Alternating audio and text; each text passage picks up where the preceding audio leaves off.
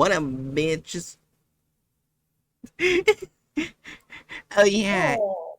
Jerry had you to darn it. You don't notice, but What? yesterday, we changed the name of my chat. Name of your chat. Instead To of being what? like, instead of being Danger Noodles, because I did a typing error, a poll was done. Hi, Chew. Hey, Achu. How are ya? Yeah, a poll was done, and now my followers are called Danger Nodders because I did a misspell. Ancient Nodders? Danger Noddles. Danger Noddles. I'm sorry, not Nodders. Danger Noddles. Nod. Oh, Danger okay. Also, Noddles. good job, Shu. Thanks, Chew. That's great. Funnily enough, we were literally just talking about that no cursing before, right, Yeah. started the actual stream. Yeah. Also, Not like, that, that no Chew. more horny also fits too. Oh my god, Shu. It's Okay. this. Danger in front of this. I misspelled noodles. Okay, so wait, where the fuck is it? There we go. Anyways, first group of interest of the night, Children of the Torch, or I'm guessing that's Shia culture or Shia culture, because I know like the X in Chinese doesn't make the X sound from what I remember. It's like closer to like a, if I remember correctly, it's like closer to a Z. Yeah. I need to make sure. We're in YouTube ad. Okay, Yeah. Chew, on SCP streams, we don't show chat on screen. Yeah. That's because there's already a lot of text. yeah, there's like a lot of stuff that I'll just probably like. What was that, Hatchet?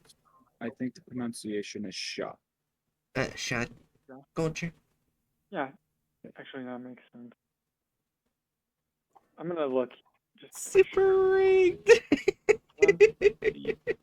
Oh, while Darn is looking it up, Danger Noddles. Oh my god. Please, help us get to the final goal of the charity, which is $500. We're $100 short. Hopefully we can do that by the end of the month. Chew! No! Yeah. Bad! Yeah. It's like that. I can't see it like how they said it. Like there's like a slight like tonal like dialect kind of thing that my brain can't like figure out currently, so I can't really say it the right way, but yeah, it's like shot. Shot culture. Gotcha.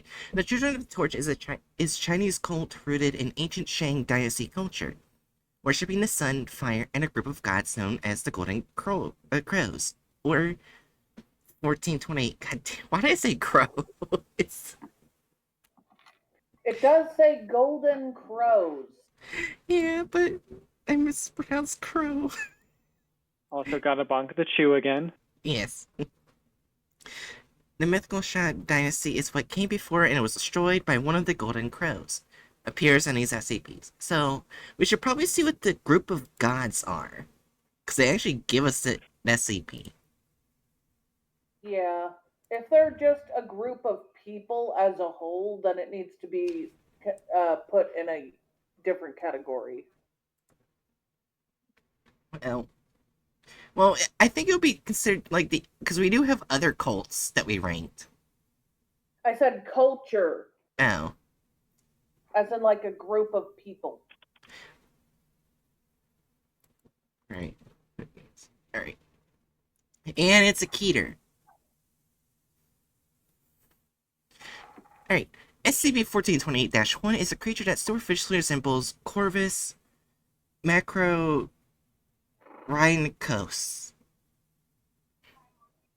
it doesn't even state the original creature is. So, it's Wait, Uh, right. what?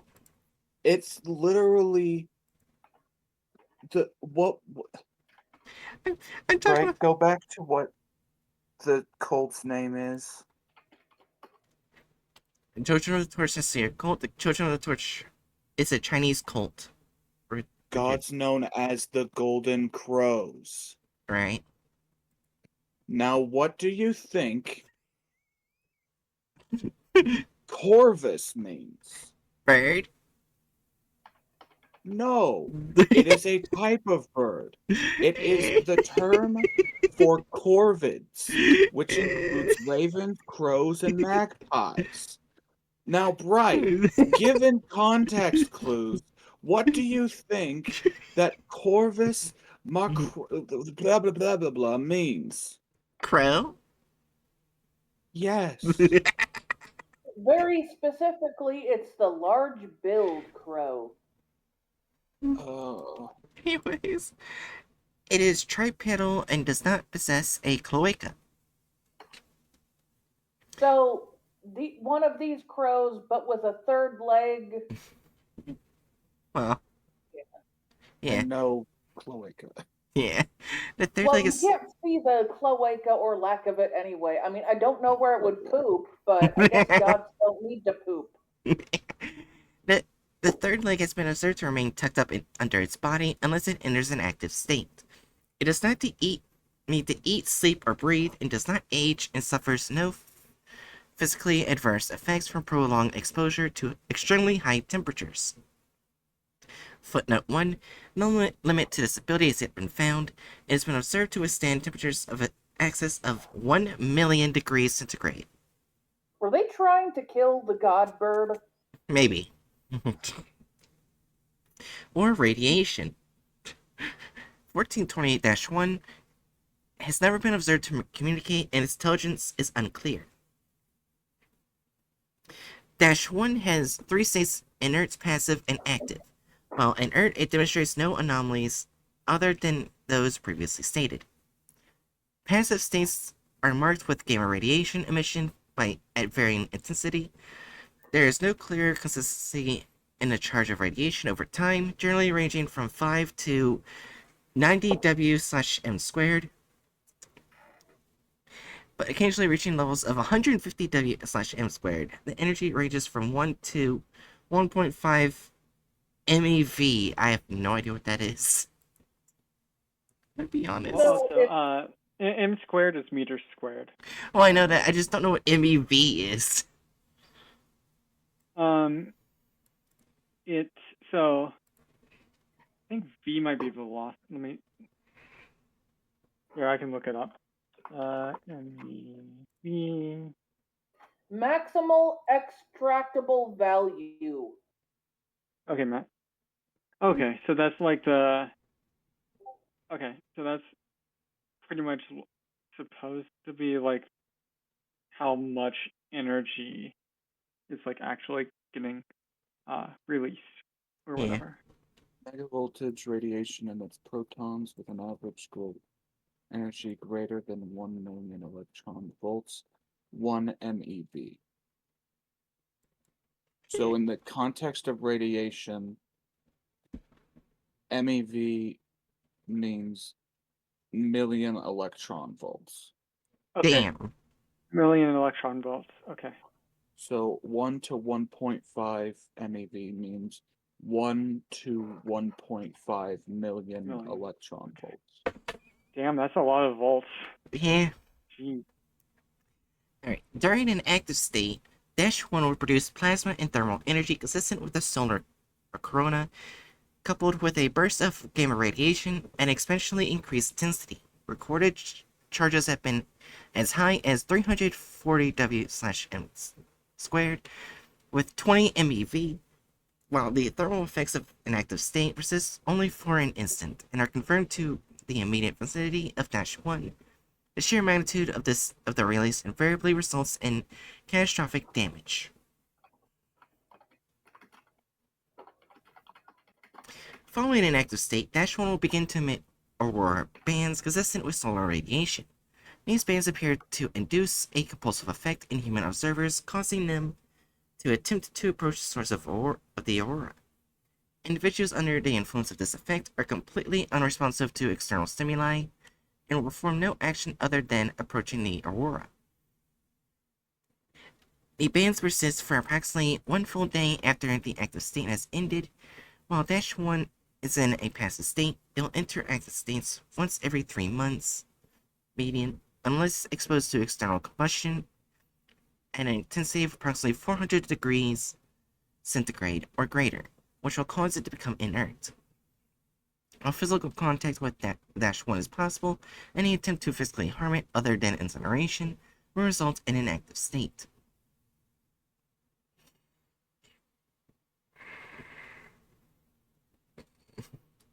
(1428-2) is a temple or shrine located in the redacted province of China, approximately redacted kilometers north to northwest of the site where Dash 1 was discovered. The site was constructed in approximately redacted BCE and contains religious texts and iconography inconsistent with the region. The most significant of these inconsistencies are a ritualistic form of human immolation and presence of an entity known as Redacted. This entity is a three-armed humanoid and is featured in numerous designs throughout the site, and the majority of these designs depict what appears to be Dash 1 perched on the entity's shoulder. Is the third arm on the right side or the left side or the front side or the back side? It does not say. It dangles from the forehead. Don't say that. That wouldn't be accurate. A 0.5 meter by 1.5 meter by 0.5 meter jade statue of Redacted is located at the approximate center of the site, and the entity holds an object in each of its hands: the Earth, the Sun, and a partially burnt data expunged. Upon discovery, roughly 78% of its flesh was burnt, and currently percentage is closer to 69%. This is genuine instead of being constructed of jade and shows no signs of decomposition despite being at least redacted years old. Additionally, while biologically dead, it generates a temperature of 30 degrees centigrade and has been observed to make subtle movements and will occasionally fixate upon individuals that enter its range of sight and open its mouth as though trying to speak. After analyzing several texts recovered from the site and considerable testing, it is confirmed that human immolation in Dash 2's vicinity will effectively cause Dash 1 to skip its next active state. If immolation occurs, the data expunged will begin to gesticulate as though silently laughing, and the burnt tissue on its being will regenerate at a rate proportional to the number of individuals killed by the procedure. Oh, immolation is a form of killing. Yes. I did Yeah, not know what it's like- immolation meant. Immolation is like you set them on fire. Oh, Yes. I think immolation just means self-harm. No, this is immolation means to set something on fire. Oh, So like, I think I know why you got that, Jerry, because there was oh, there's a similar term. Okay. like, so the reason why A you thought similar that was sounding because term. there was somebody semi recently, well, I guess, yeah, about a year ago, I think, who it's not funny, but gotcha. about who self-immolated. He self-immolated for Palestine, protesting Palestine. Well, like, yeah, protesting for Palestine. I mean,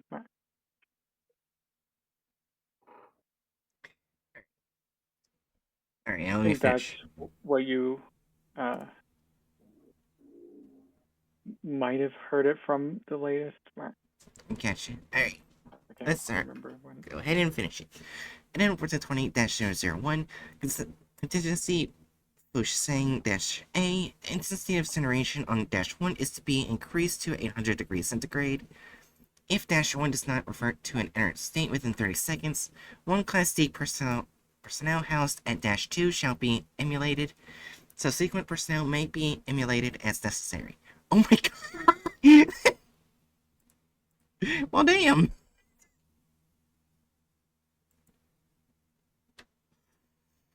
Addendum 1428-002. On redacted, the object in the statue's third hand modified its orientation of its own accord and began to fixate upon the approximate location of Area 108. Its position has not shifted since the incident, and no other anomalies have been reported. Document 1428-A5, Emergency Containment Review, redacted.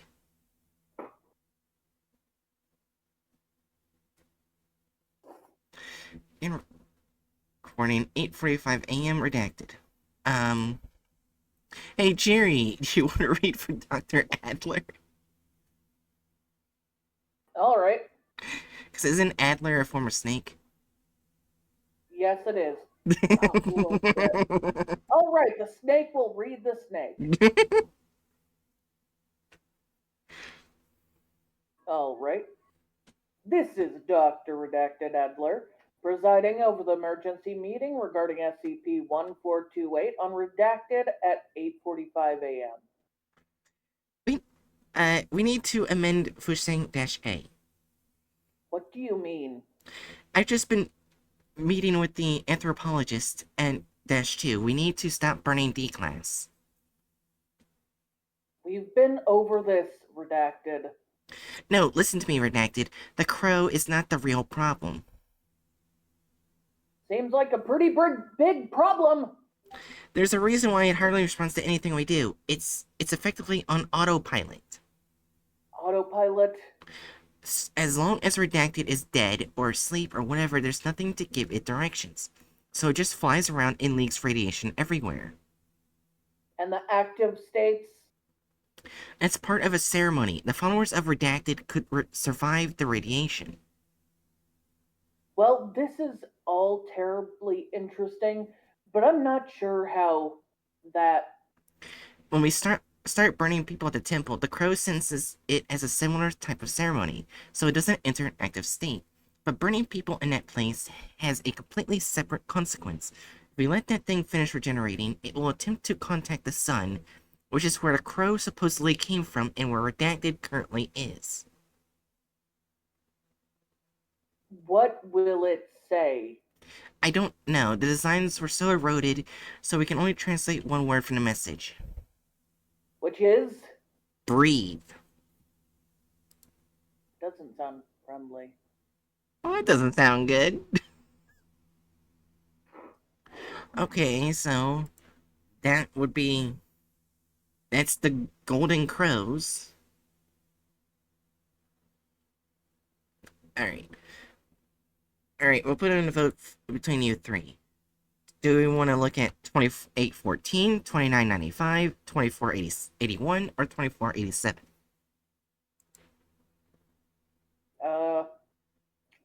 I'd say we just go left to right if we're gonna do them all or whatever. Alright.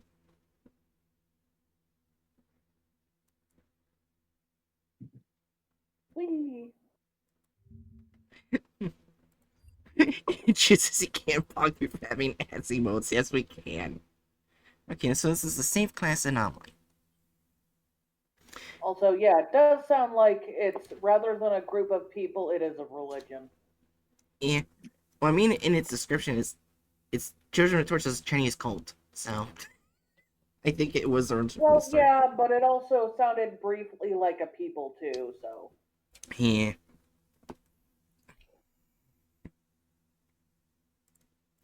Alright. SCP-2814 is a ceremonial mask constructed of chitin. God damn it. I meant to say chitin, but I said chitin.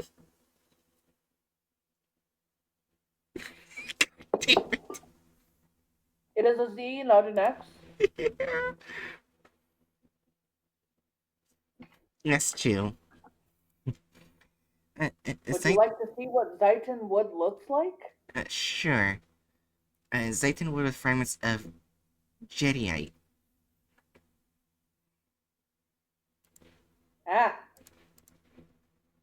Sorry, I accidentally clicked on the picture instead of copying the picture.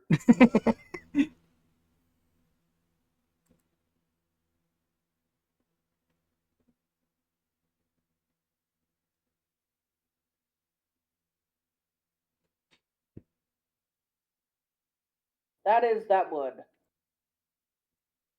That looks nice. Probably expensive, but nice. It's an altar table from the Qing dynasty, 18th to early 19th century. That belongs in a museum.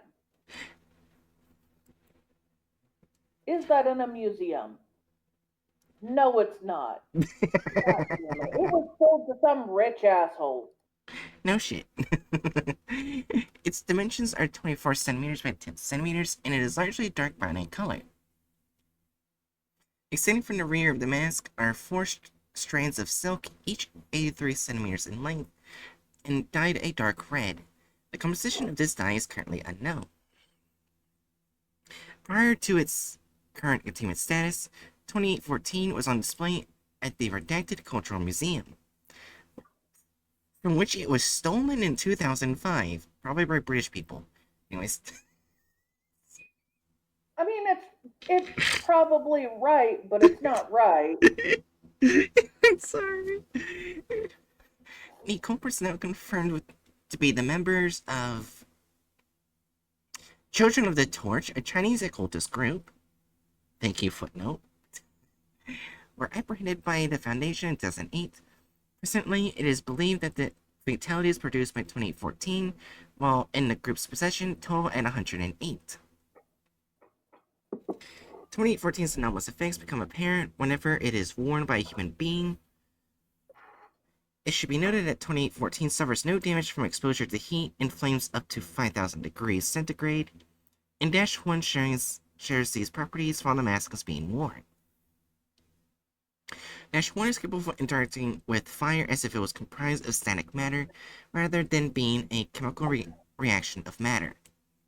It can manipulate fire into forms that resemble solids and liquids, and can do so without touching it directly.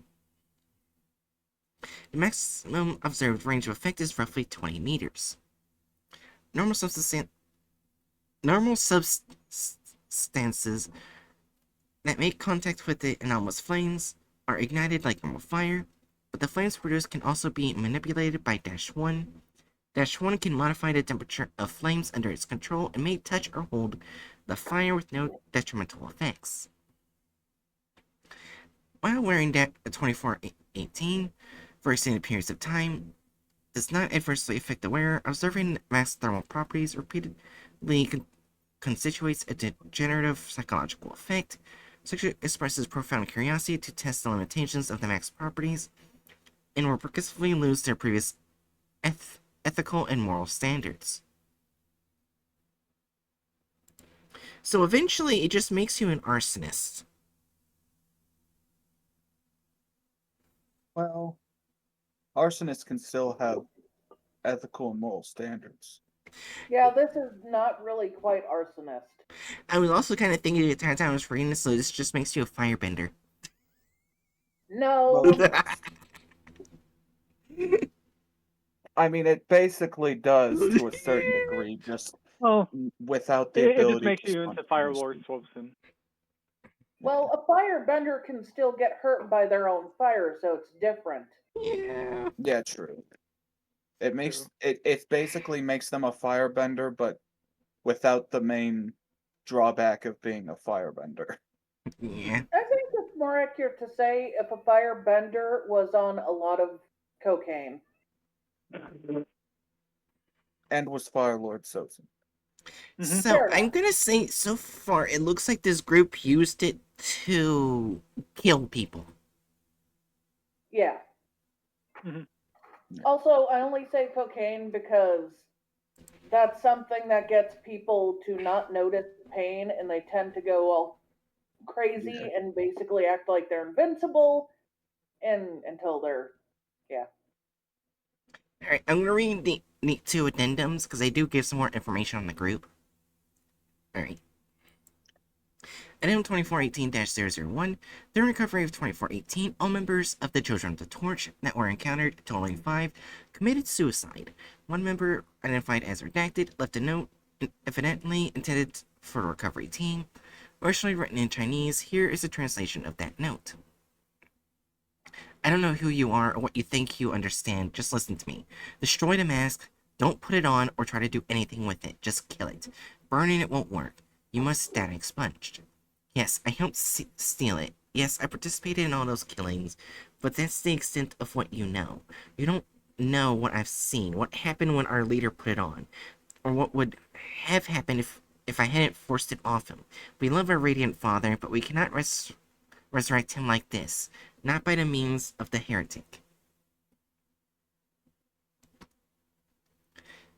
Addendum 2814-002, it was determined by Dr. Jack Garland, an anthropologist of Chinese culture and mythology, that 2814 was crafted in Redacted BCE by Redacted, who is associated with the same extinct religious group upon which Children of the Torch practices are based. Redacted is believed to have maintained tenuous and frequent hostile relations with other members of the group. Dr. Garland is given considerable experience with the Children of the Torch artifacts, as was allocated supervision of 2814's evaluation and experimentation. Okay, so... Wait. There's a, for details, please see here. Oh yeah, this... I guess this is...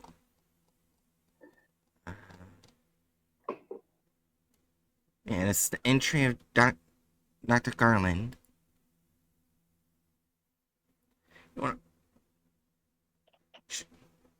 You wanna go... Should we read this, or do we need to see another SCP for the group? I feel like it would be advantageous to read this information. Alright. Although the first part of the entry one is literally just saying how much they've been trying to find that object.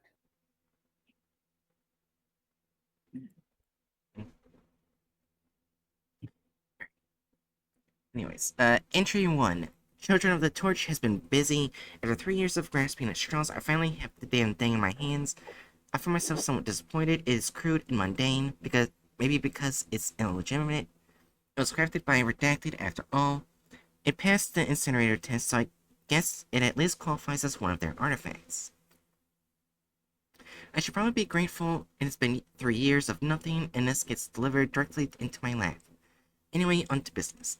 I've pretty much established that aside from not being able to light it on fire, the mask doesn't do anything until it's put on.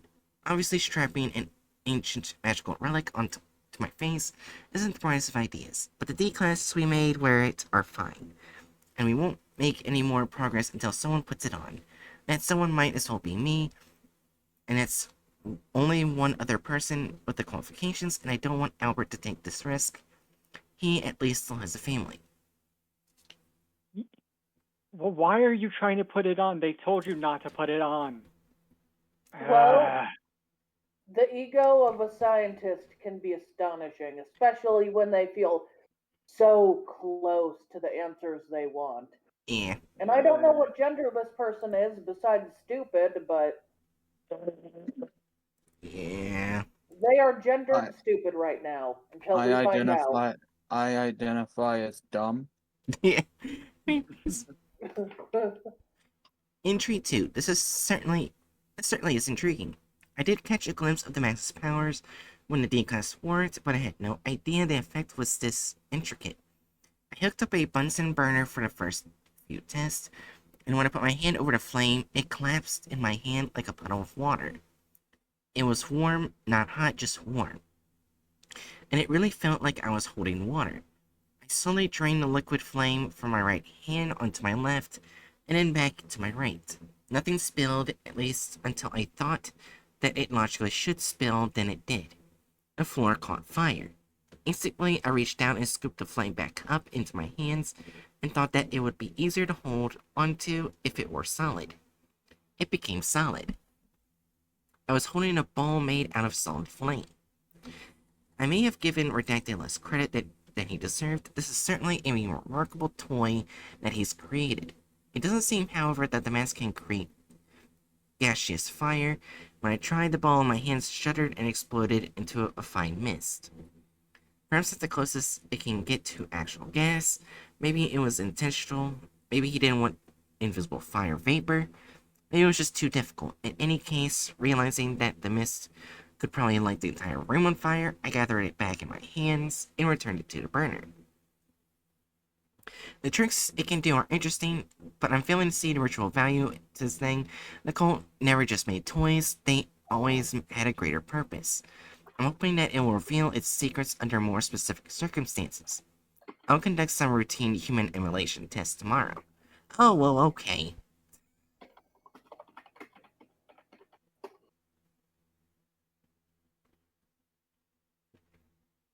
Entry 3. I don't understand. 3 subjects offered exactly according to the protocols described and Redacted, and nothing happened. Is this damn thing a dud? Was Redacted just an incompetent fool? No, this mask has something. There's power here. I know it. Why the hell won't it show itself? What am I doing wrong? I spent a decade working on this project. I must figure out how it works. My entire career at the Foundation has been leading to this. I'm not burning them the right way. I must burn them the right way. Oh no, they're being turned crazy by the mask. They should have never put it on. Yep. It's believed that the following 2 entries were in after the 3rd testing session, but before destruction of the site. Entry 4.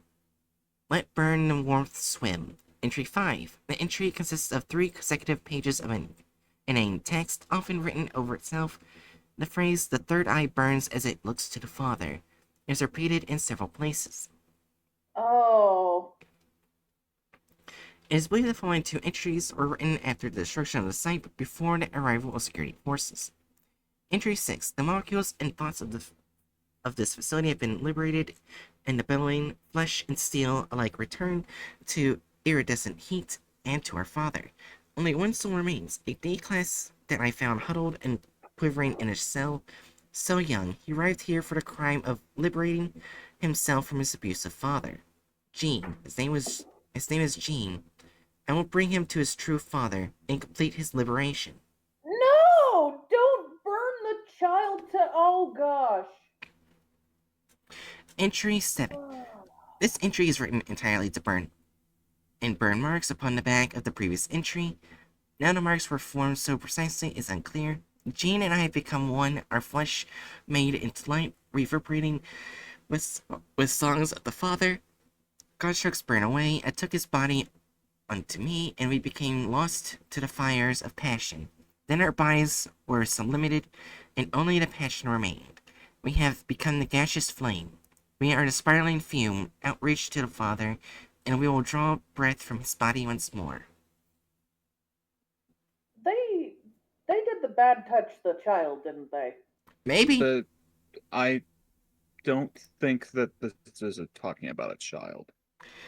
No. In this last one, it said like a kid that He killed their arrived dad. here so young. Oh, okay, yeah, so young. Yeah, But so a kid that killed does- their abusive father. I think it would be like Yeah, more but- in their teens, like I would be 18 or willing to so. Still, guess- that's But- still but- bad. Yeah. A Right? teenager is still a Hold child. on, let Hatchet speak. The Hatchet's trying to say something. 1, teenager can refer to 18 and 19.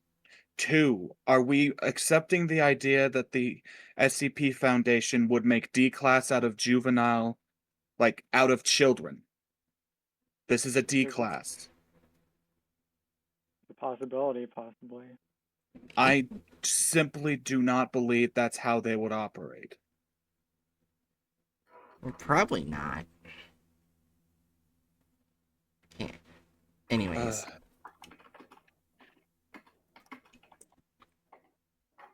Still, that, like, how that said, it's probably, like, it's probably, like, related to, like, essay or something, so. Too. Maybe. So, That much I agree with. Alright. Yeah. Anyways. Contact with Site-278, Dr. Garland's location was lost at 5:15 a.m. on Redacted 2008.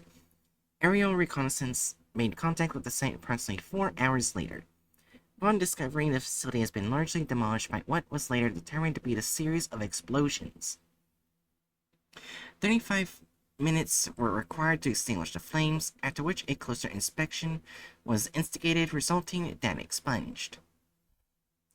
Mobile Task Force Alpha 77, Crook's Appellation, which was specialized to engage electromagnetic/thermal entities, was dispatched to an area following initial losses and successfully terminated the entity. The entity's post-transformation form was indicated by recordings from the on-site area unit. It was autonomous and mobile via levitation, massive flame. Ground units have attested that the flames emitted frequently resembled human faces. 2814 was recovered from the rough location of the entity's disintegration, undamaged and intact. 8 minutes following the entity's termination, multiple astronomical observation stations reported a 2.45% increase in detected solar radiation, lasting 14 minutes and 28 seconds.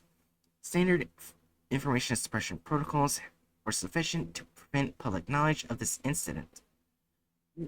Wait, so the mask affected the sun?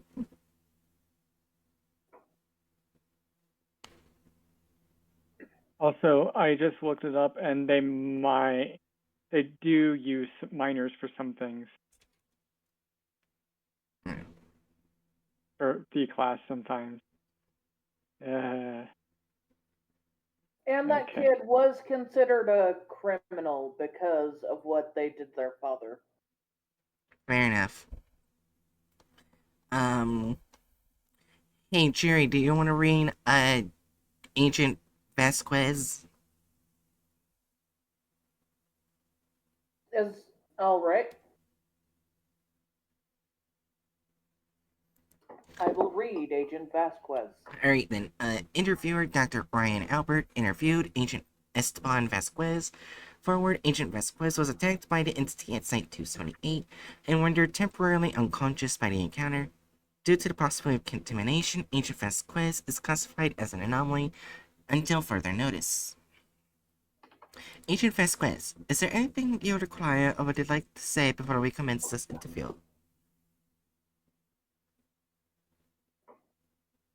Oh, sorry, I was just looking up very quick just in case we were pronouncing it wrong. Ah. Are you gonna kill me? Not in the foreseeable future. My supervisor has made an injunction to preserve your life on a conditional basis. You are aware of why we have to classify and treat you as a non-less humanoid. Oh, I am. Are you? Honestly, no. I only have the after-action report of what happened to you. This debriefing exists to verify our provisional decision to classify you as anomalous. So you have to give testimony supporting your decision to treat me as an SCIP? Frankly, yes. So we can't rule out the possibility that you will turn into something like Garland. Look, Jack Garland was my friend. I've known him for 10 years. We looked on the Children of the Torch artifacts. Since the beginning, I need to know what you saw. I don't remember what happened before I lost consciousness. There was just that thing coming at us and my teammates shouting. Then I woke up in the storm. Storm? A vortex, I guess. A tight column of fire. I remember that even as abstract and overwhelming as the place was. I was terrified by how tightly wound it was. Just stretched and agonizing. A vortex of fire. Well, partly fire. It was also made of voices. I don't mean that there were voices in it. I mean it was made of screaming. Can you clarify further? Not really. I could see the voices, not people. I didn't hear anything. I didn't hear anything at all while I was there. It was horribly silent. But I could see the flames and the screaming. Did you see anything else? I saw Garland. Saw the D class he killed. I saw I saw my teammates. And I saw the guy who made the mask. You saw Jack. I saw their voices. How do you know if it was the masked creator? I don't know. Did they communicate anything to you in one way or another? No. But I could tell they were all helpless. Even the creator. Helpless. I'm sorry. Did you see or feel anything else? I saw the voices attack the creator. I don't know if it was verbal or physical. I think both are at the same time there. They called him a heretic. They said something about the father's brothers. Father's brothers. I honestly don't know more about what they said. Do you have anything else to add it on? I saw stars. One of them, I think, was our sun. But I saw 9 more, and something wrong with all of them, our sun included. Clarify long, and to the best of your ability at least. The stars were very dim. The vortex seemed like it was feeding our sun. It was making it brighter. The stars were trying to leech on, I think. They were trying to steal the vortex from our sun. As the other stars got brighter, the screaming got larger, not louder, well, maybe at the same time. I don't know. I don't know anything more. End log. Update: while Agent Vespucci's anomalous status in relation to 2014 has not been fully evaluated, he has been remanded to an undisclosed location for safety. Children of the Torch is aware of Vasquez's interaction with and connection to 2014. A redacted 20 redacted. A letter of no return address arrived at Vasquez's most recent residence. The only thing contained in the letter was Children of the Torch's insignia, a 3-legged crow known as Yang Wu or Jin Wu. Oh gosh, so that guy's gonna have a very unhappy time for the rest of his life. So basically, the Children of the Torch so far seems to be very hostile. They basically want to burn people to heal the sun. Do we need to, like, see another anomaly, or are we good? Uh, I'm good, Hatchet. I think I'm good. Alright. Alright, so where do we put... Also, in Huh? I was just gonna say, also in looking it up, there are obviously instances of the Mhm. SCP Foundation using kids, Mhm. but I can find next to no examples of said kids being specifically referred to as D class. Okay. Ah, It, I feel like it's a possible. I think it's a somewhat reasonable interpretation. I would just be more inclined to assume that the person is like 18. gotcha. Honestly, uh, Because, I'm in fact, let's put it this way. Think about it for a second. The main places that they get D class from are death like, row or life sentences. Unless this person is from an abnormally, uh, they. shall we say, So the thing uh, is, there are kids who have been put on death row because well, Hold on. I think it's not done historically. yet. What are you saying, Hatchet? I know that there are kids who have been put on death row, but a single count, like, based upon the description, a single count of murder, generally speaking, would not do that. Yeah. For Gotcha. someone to get a life sentence, generally speaking, off of one count of murder, most of the time you're going to be referring to someone who's at least 18 years old. They were Yeah. probably 18 or a smidgen bit older, but they were called Yeah. so young because the researcher was an older person. Yeah. Yeah. To someone who's Also, 50 or 60 or 70, that would be so young. Yeah. also looking up, that made me, It's fair. But it's like, so the Foundation eats babies. That's the thing I found. Yeah, do one of that. the I believe one of the um procedures, I think it's with the Saturn deer, Yeah. is like to keep it at bay, you have to eat a newborn. Yeah. Yep. Apparently there's like a story that makes it so that it's somewhat less fucked in that they can use like a synthetic newborn. Mm-hmm. Not entirely sure what that means, but Like, either way, yeah. what I saw from it was like they like were using like they were using a they were doing the basically what is happening to a fucking woman, a poor like dead woman and her family, like here in the U.S. currently. Oh, right. Yeah. Uh-huh. Also, I was thinking about that actually before we get into ranking. You're uh, You're cutting out. you're cutting out a whole bunch. I hate Discord. Well, I was saying before we get into ranking, I was thinking about the Saturn deer thing. Wonder for like the fetus part. I wonder if using the clone machine SP2000 or a cloning tree would work. Like the fetus is produced from that. That's an interesting idea. Yeah.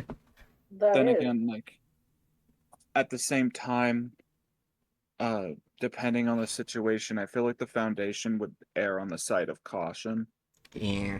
Because like if we know for a fact that it would work, then it might not be worth testing it if it could lead to a XK. Right. Mm. Yeah, it's Yeah. like end of the world or dead baby. Yeah. Yeah. All right. So where are we putting the Children of the Torch? What kind of evil are they? Well, it looks like they're trying to feed the sun to heal the sun. Yeah, but if they do that, one, that would destroy the planet, and two, they're killing people to do that. Yeah. At first, I was thinking incompetent good, in the sense But that they're trying to do something good, but with in the so mass doing, murder. they're doing some incredible. We don't awful necessarily shit. know if they're doing something good.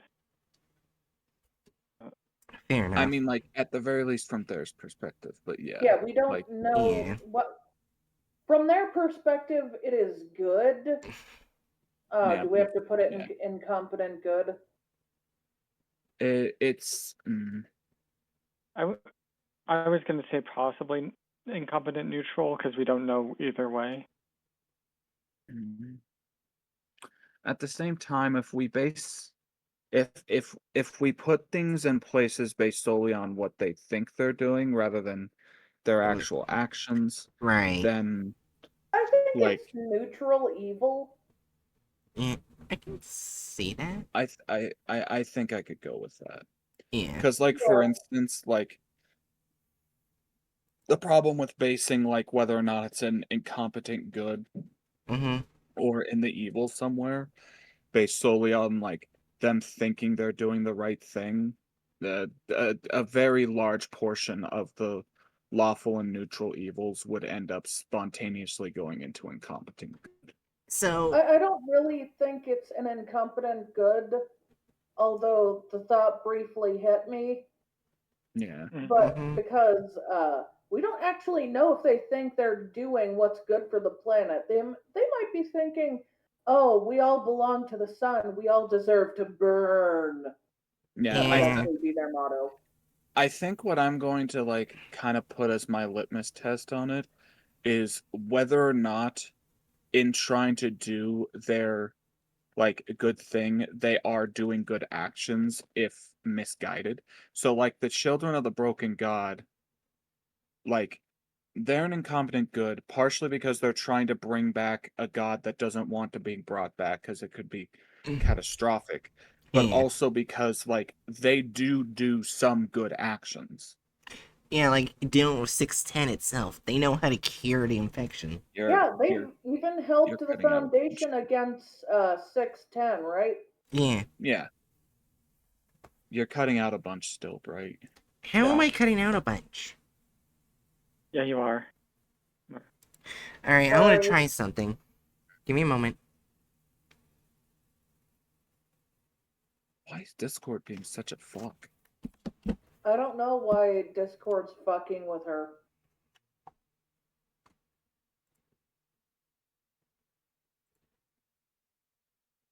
Get off Twitter. Ooh, that looks nice, Jerry. Meh.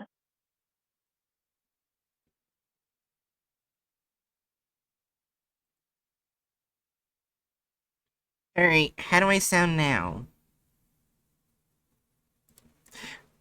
I disconnected the Bluetooth headset. So hold on, I'm gonna have to fix some things. That's probably what was. Yeah, now they can hear you again. Yeah. 'Cause I had to re-put you back in OBS. Okay, yeah. So yeah, I guess I can't use the Bluetooth headset on the PC, or it just causes me to eventually no longer be heard by you guys. Oh, okay. I guess that goes back to what I said before about wires have better connections. Anyways, so here's the funny thing: is the next one. It's most likely gonna go right next to the Bigfoot people. The class of 076. Not 19. really. Huh? I think that's 1976. Yeah. Right. Yeah. Class of 76. Yeah. Sorry. Not really a group of interest, but more of a series of loosely related concepts. Something happened to the Kirk Longwood High School in 1976, likely caused by an instrument store called Syncope Symphony, and now won't leave the minds of those affected. Nostalgia is a heavy theme here, but don't be afraid to engage in other themes involving education and childhood. You see, here's the thing is, this group is heavily connected to 2316. Jeremy both know this anomaly. This is the one where you don't recognize the bodies in the water. Oh. Mm. Yeah, I think that's a group of people. Yeah, it really is, and even in the beginning, this is not really a group of interest. But more of a series of loosely related concepts. Yeah. Yeah, like when it's like a series of loosely related concepts, sounds like almost want us to make a category that's just NA, not applicable. How is this a Yeah. group of interest?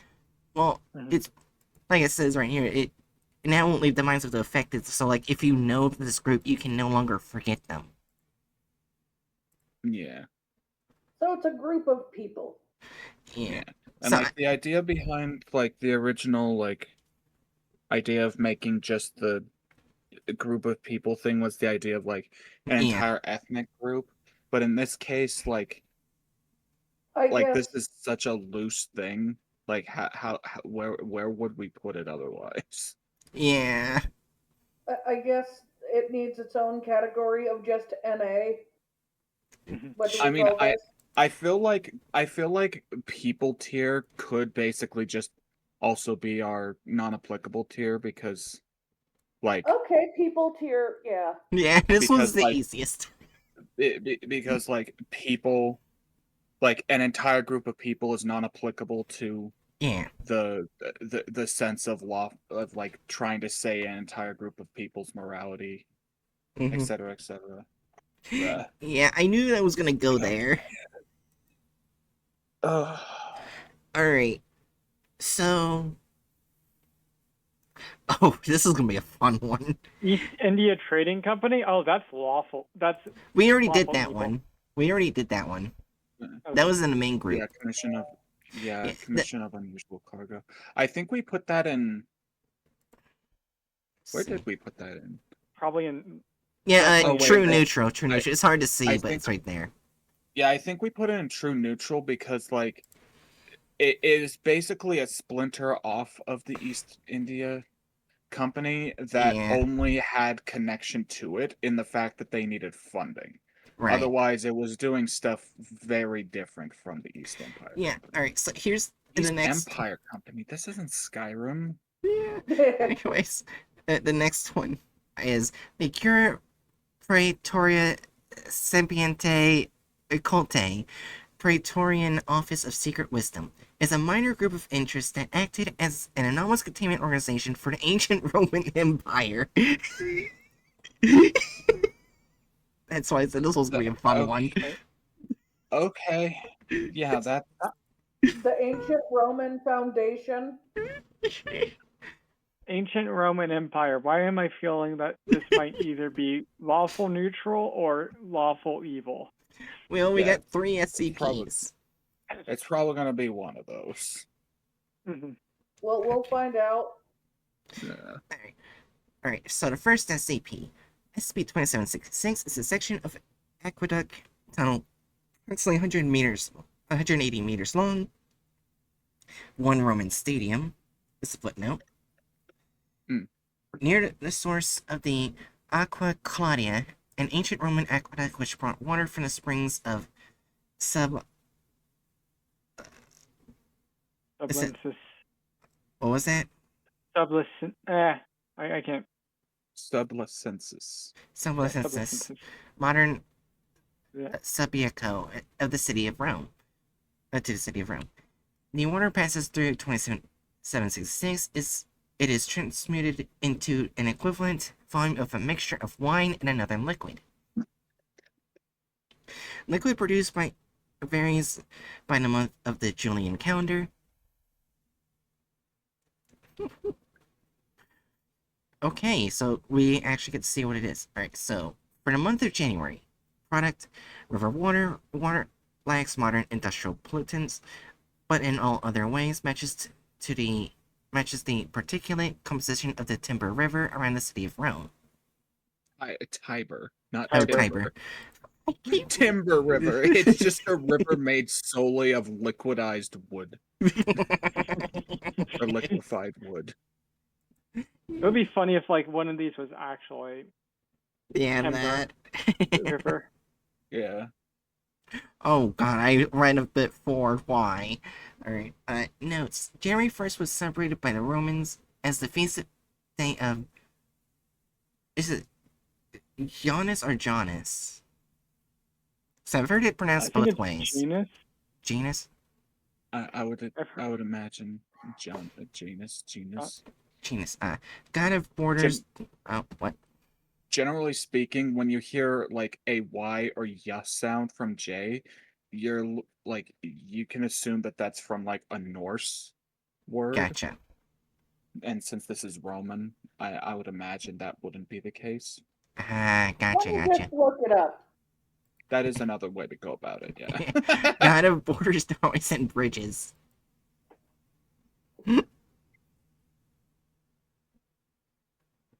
Okay, it's pronounced. Oh. Janus. Yes. Wait, it actually is? Damn! Yeah. Well, I just shoved my whole head up my ass. And Yeah. Anyways, on to the next one. Janus is the right way to pronounce it, apparently. You were right. Fuck yeah. Anyways, February. Janus, god of borders. Oh yeah, Latin. Yeah, Latin. Latin just uses an L. So, what? Why? Why does the later, like, English romanization of it change an L to a J? God's English is stupid. Anyways. Not the first time time English did this? Anyways, the next month, February, solution of salts and minerals similar in composition to human sweat. Ugh. Ugh. Oh, that's so gross. Remember, this is It's combined with wine. It's just sweat No. wine. It's No, sweaty wine. no, that's the volume. That's the volume. Oh, finding a mixture of wine and another liquid. Yeah, so like that's like it's basically saying that's kind of like the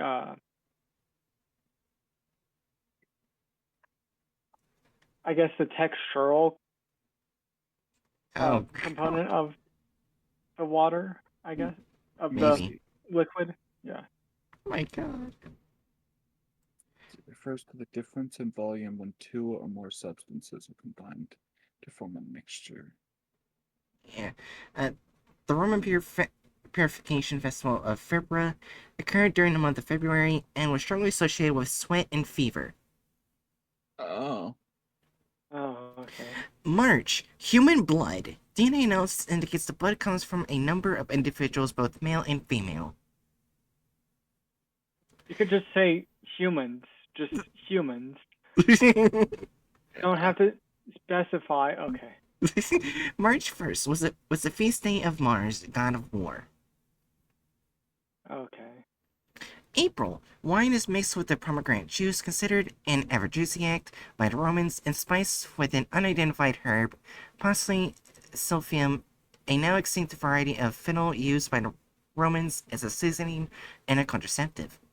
April 1st was celebrated as the feast of Venus, goddess of desire. Hmm. Here's what I saw Fun fact, ahead. that doesn't exist anymore because the Romans fucked that plant out of existence. Yeah, here's the one I saw ahead that made me question why. May, menstrual fluid from a number of female individuals. I'm guessing that later entry is the reason they felt the need to designate sexes in March. I guess. I don't know. Maybe. But whatever. Yeah, May 1st was celebrated as the feast of Bonadea, a fertility goddess and protector of women.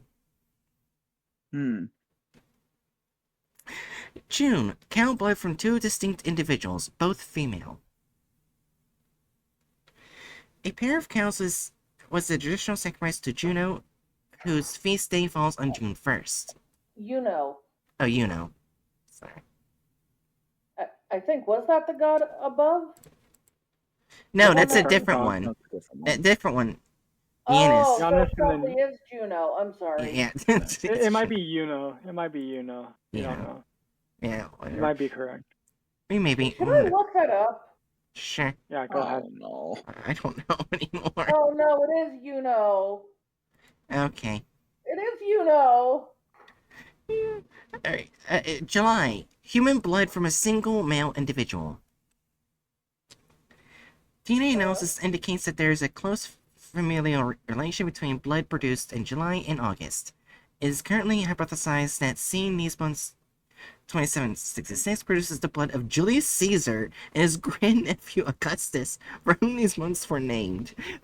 What the fuck? It just makes wine mixed with Caesar's blood. Yeah, Augustus, human blood Wait, from a single the- male individual. See July. The thing is, it doesn't say wine on those ones. It specifies wine on like only one of them before Right. that. Well, yeah, but isn't it like it? Yeah. This is like listing the other substances mixed in with the wine. Okay. Yeah. Yeah, it's, September. Wine produced is undiluted and has a higher alcohol concentration than other months. The feast of Liber or Liber, Probably Lieber. a Roman wine I god. could look it up. Yeah. Sure, if you want. A Roman wine god equated with the Greek Dionysus took place during September. Oh, so it's just Dionysus because yeah, the Romans stole all of the fucking Greek gods. Yeah. October, horse blood from a single male individual. During the month of October, the Romans celebrated the Equus October, a festival culminating in the sacrifice of a horse to Mars. Culminating. That's It's probably culminating. Culminating, sorry. That's probably Yeah, probably Equus. Equus, right, yeah. Right, I November. said Equus. November, river water particulate composition matches the Nile River near Philae.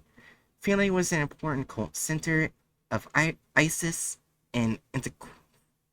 Antiquity. The festival of Isis, first introduced under Caligula. Caligula, was celebrated in Rome on November 1st. Remember, this is the Roman Isis, not Yes, not we understand, not Well, that group. technically, it Oh. may have been Roman ISIS, but it was Oh. still ISIS because Right. Rome really had a weird obsession with ancient, like with Egypt. Yeah. Both ancient they also- stuff for that time and the newer stuff. They also had an obsession with ancient Greece. They like stole shit from ancient Greece. I guess they also stole shit from ancient Egypt. I don't feel like stealing is the right wordage here because a lot of it is just like gradual. Inspired by. Yeah, like a lot of it is like gradual syncretism.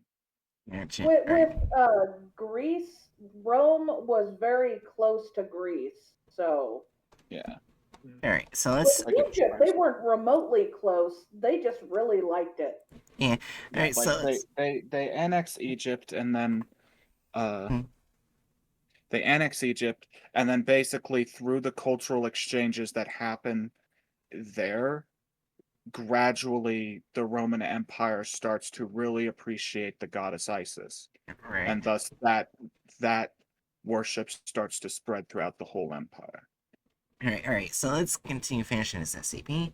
All right. December wine is sweetened with honey and spiced with a blend of black pepper, saffron, and fennel. This mixture was known as Condentum Paradoxum, a wondrous spiced drink. It was a popular winter beverage in ancient Rome, associated with the Saturnalia solstice festival, which occurred in December. It was their Christmas, although it did not have Santa. It had drinking. It had lots of drinking. So the alcoholic Christmas. Well, the debauchery alcoholic Christmas. You say that, Bright, as if Christmas doesn't tend to come along with a lot of drinking regardless. Fair enough. Yeah, the drinking is something that has stayed from ancient times to modern times. It is one of the few things that has not left. Like, even with, like, one of the key cultures that influenced the modern perception of Christmas, Norse culture, they loved their mead and they drank a lot of that during winter festivals. Right. Maybe we'll get more information on the group further on, but so far this aqueduct just produces a bunch of weird shit through the tunnel. If 2766 is not supplied with a sufficient amount of water, minimum flow seems to be approximately 3.5 million liters per hour, about half of the Aqua Claudia's maximum flow rate when operational. That's a lot of water. Oh, yeah. During daylight waters on the first day of each month, it'll begin to produce... You said water. Hours, right? Oh. Daylight waters. During daylight waters. God damn you, dyslexia. I will laugh because I also have dyslexia. I'll laugh because it's a funny statement.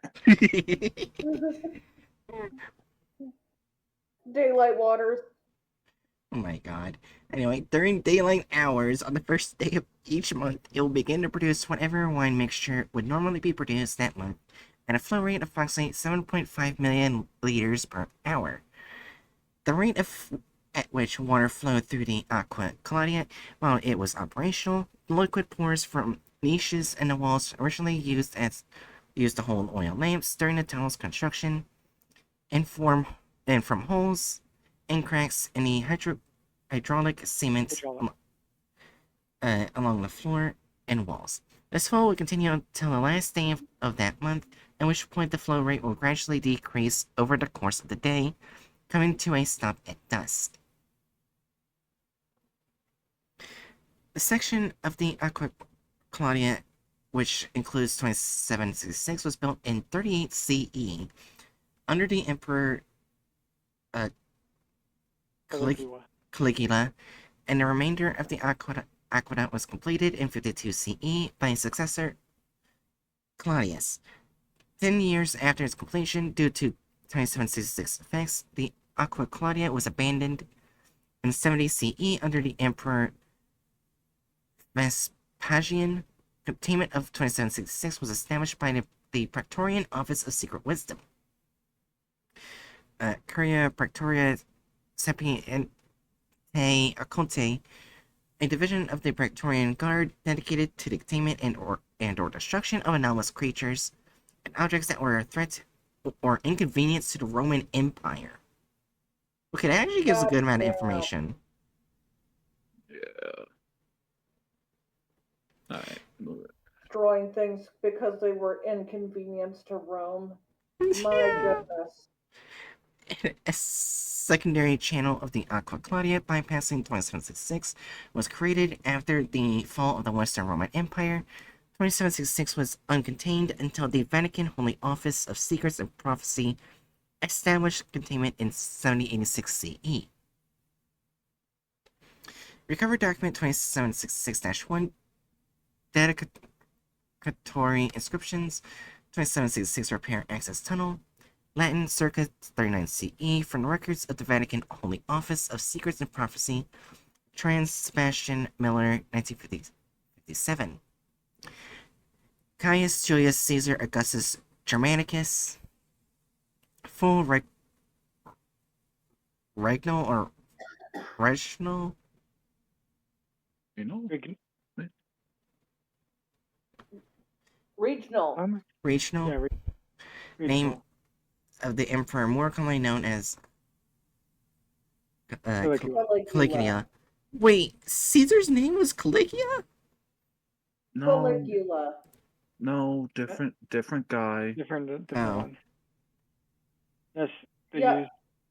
his name was Caius, but Yeah, that one is Germanicus. Oh. Yeah, but Okay. right. Let's put it this way.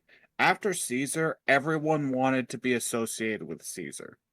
That's like hell. The word czar in Russian was derived from Caesar. Gotcha.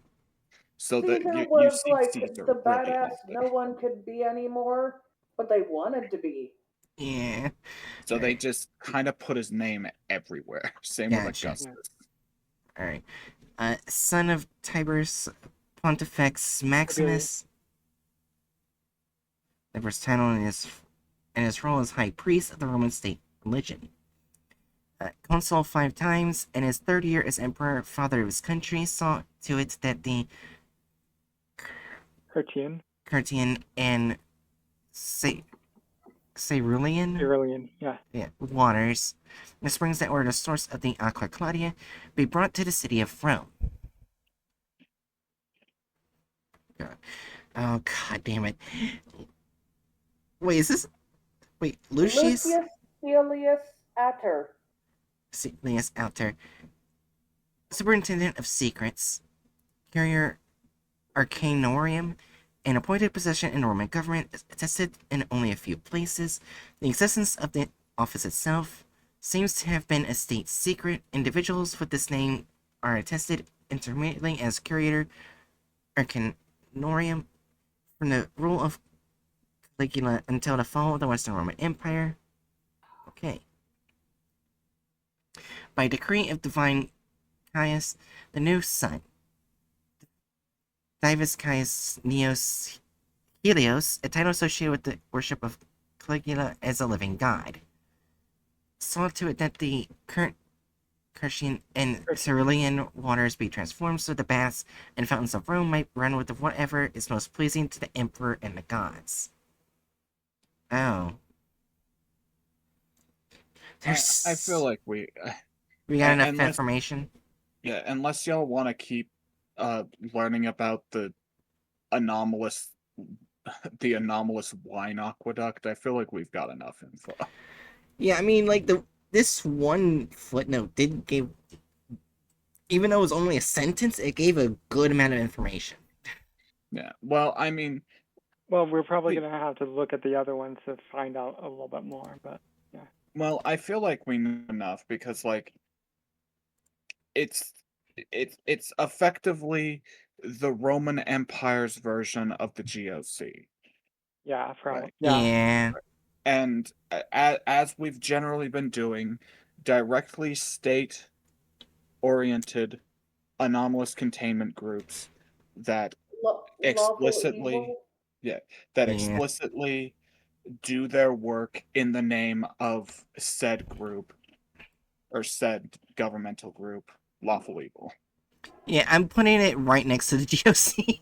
Yeah, just couch it right there, right next to them.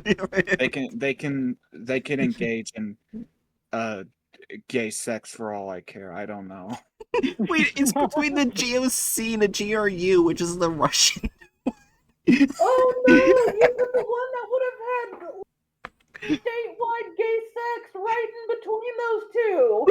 It can just listen. It can just be a threesome. Maybe the Davites. Roman GOC would love that, but the modern GOC and the Russia one would hate it. Oh my god! But we also need to take into account that apparently the Davites are looking on in horror or ecstasy. Oh, We and don't also know. the Japan IHAME is also looking too. What the fuck is this conversation? I don't know. Anyways, here's the next one. I had gay sex on the brain. Yeah. Okay,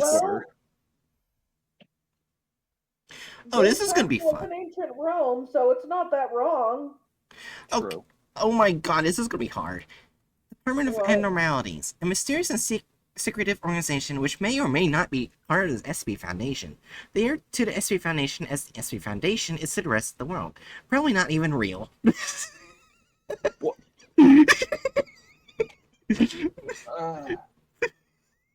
the problem we get when we're getting down into these really obscure groups of interest, air quotes. What the fuck? How? Like, it may or may not exist. It could be, and if it does exist, it's probably part of the Foundation, but we don't know. Yeah. What? Okay, let's just put this in. I'd say just put this in fucking. Should we look at it like one of the SCPs first, quickly? Probably. Yeah.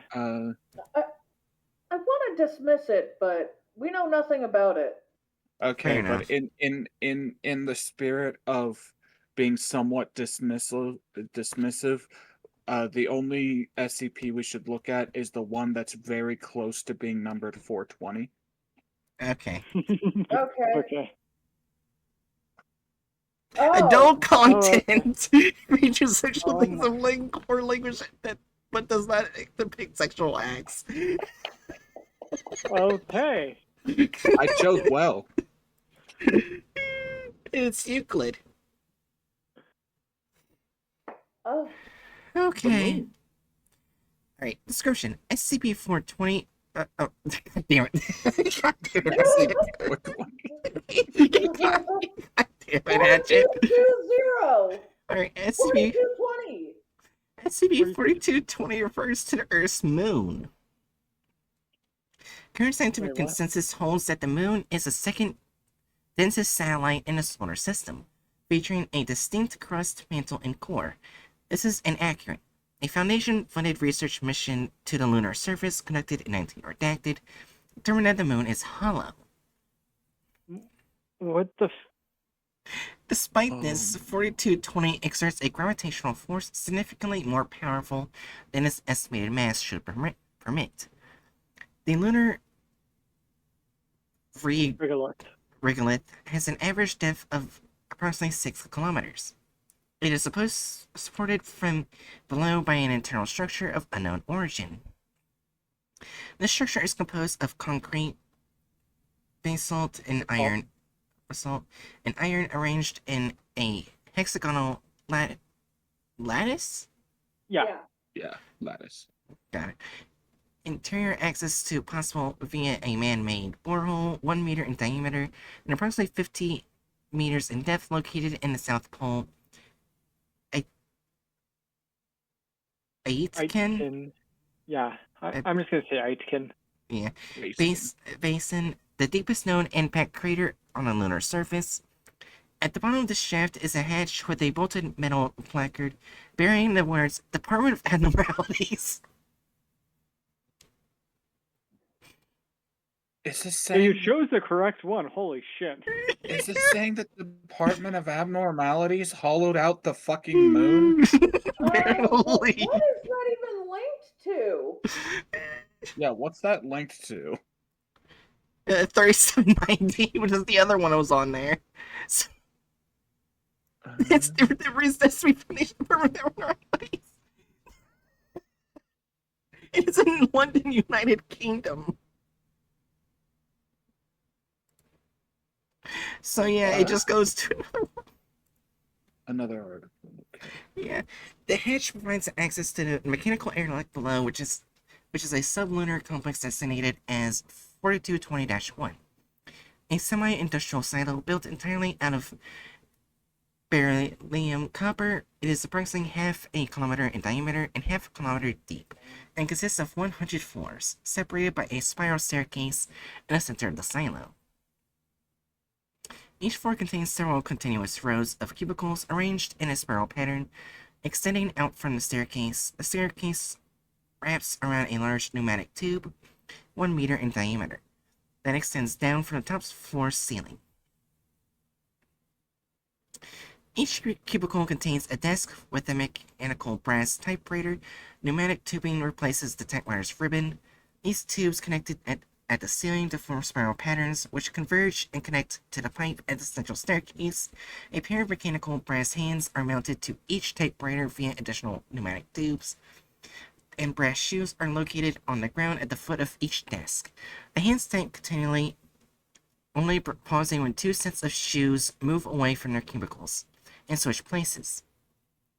Some of the typewriters on each floor are damaged or non-functional. Their corresponding hands and shoes remain immobile. The silence with tapers off sharply at the bottom of the staircase, which terminates in a circular balcony starting at the central pipe. The pipe continues down a shaft approximately 1 meter in diameter, with an unknown depth, which has been sealed with a mixture of lunar regolith and cement, and mechanical diodes affixed to the pipe at the balcony level, labeled contamination. Since containment of -1 began, the dial has increased from 75 to 85, to a possible maximum of 100.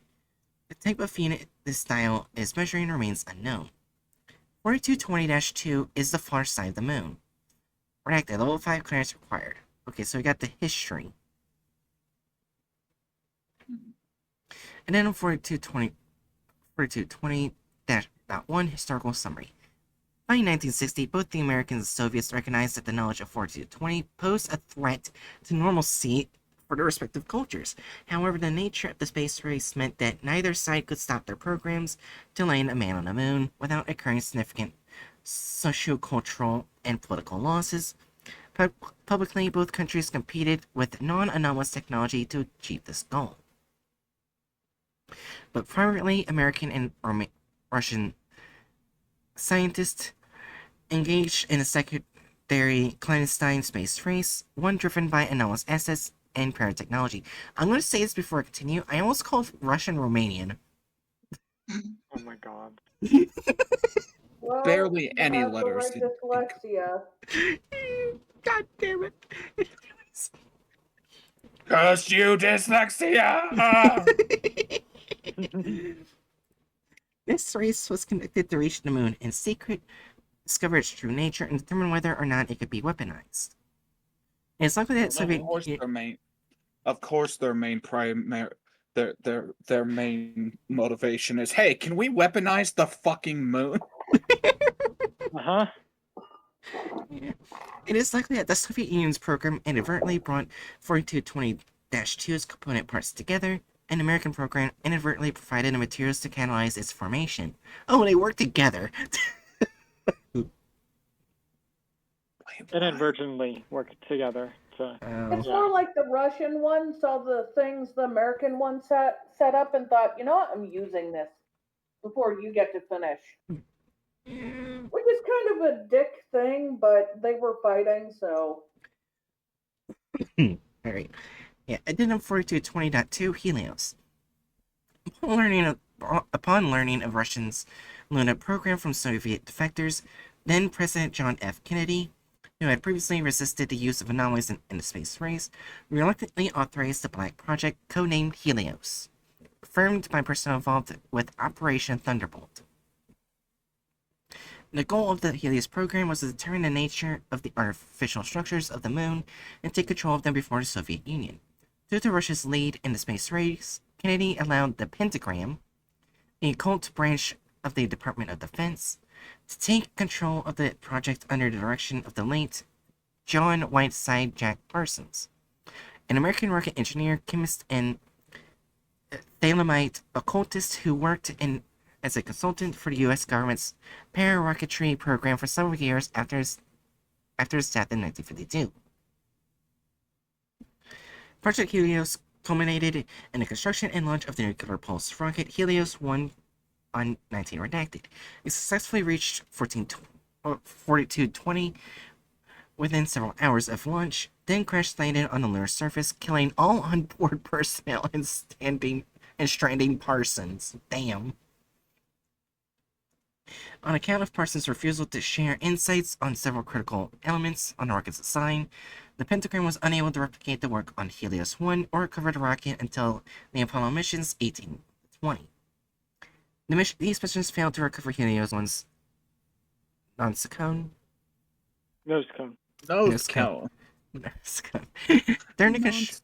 Shut up.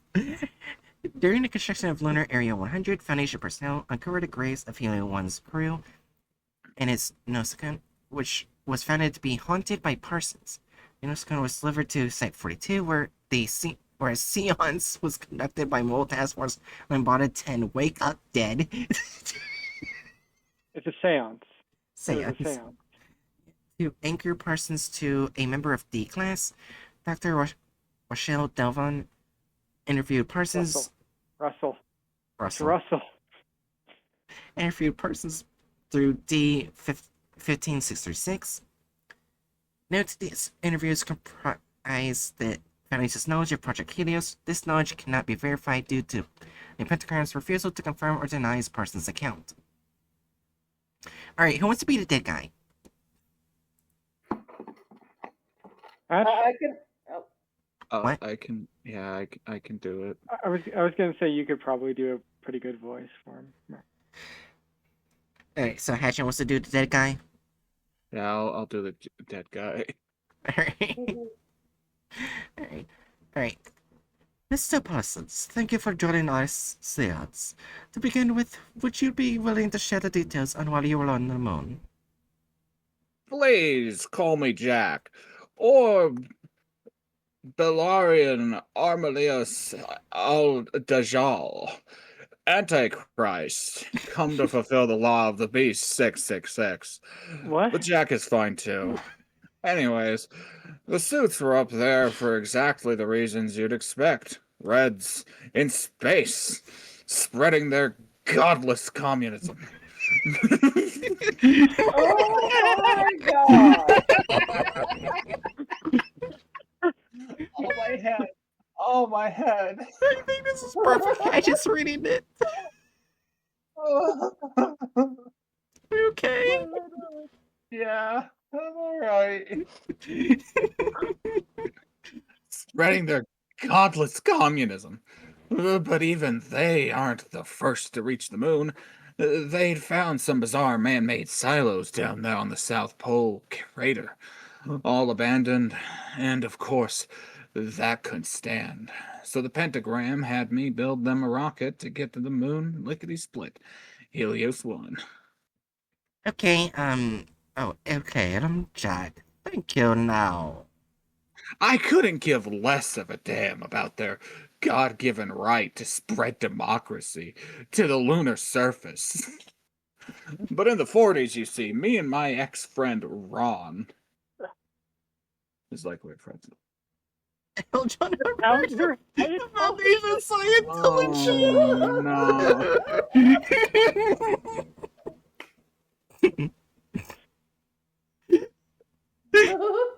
So this is where Scientology came from. You're doing good. Keep doing the jackass voice. For democracy to the lunar surface. Back in the 40s, you see, me and my ex-friend Ron performed a series of esoteric sexual rituals we call the Babylon workings. We produced an elemental spirit that tried to conceive a child and tried to so unhinged Yes, it is. He is and, super unhinged. You're doing and, great. tr- and tried to conceive a child with her. It half worked. We were never able to conceive, and the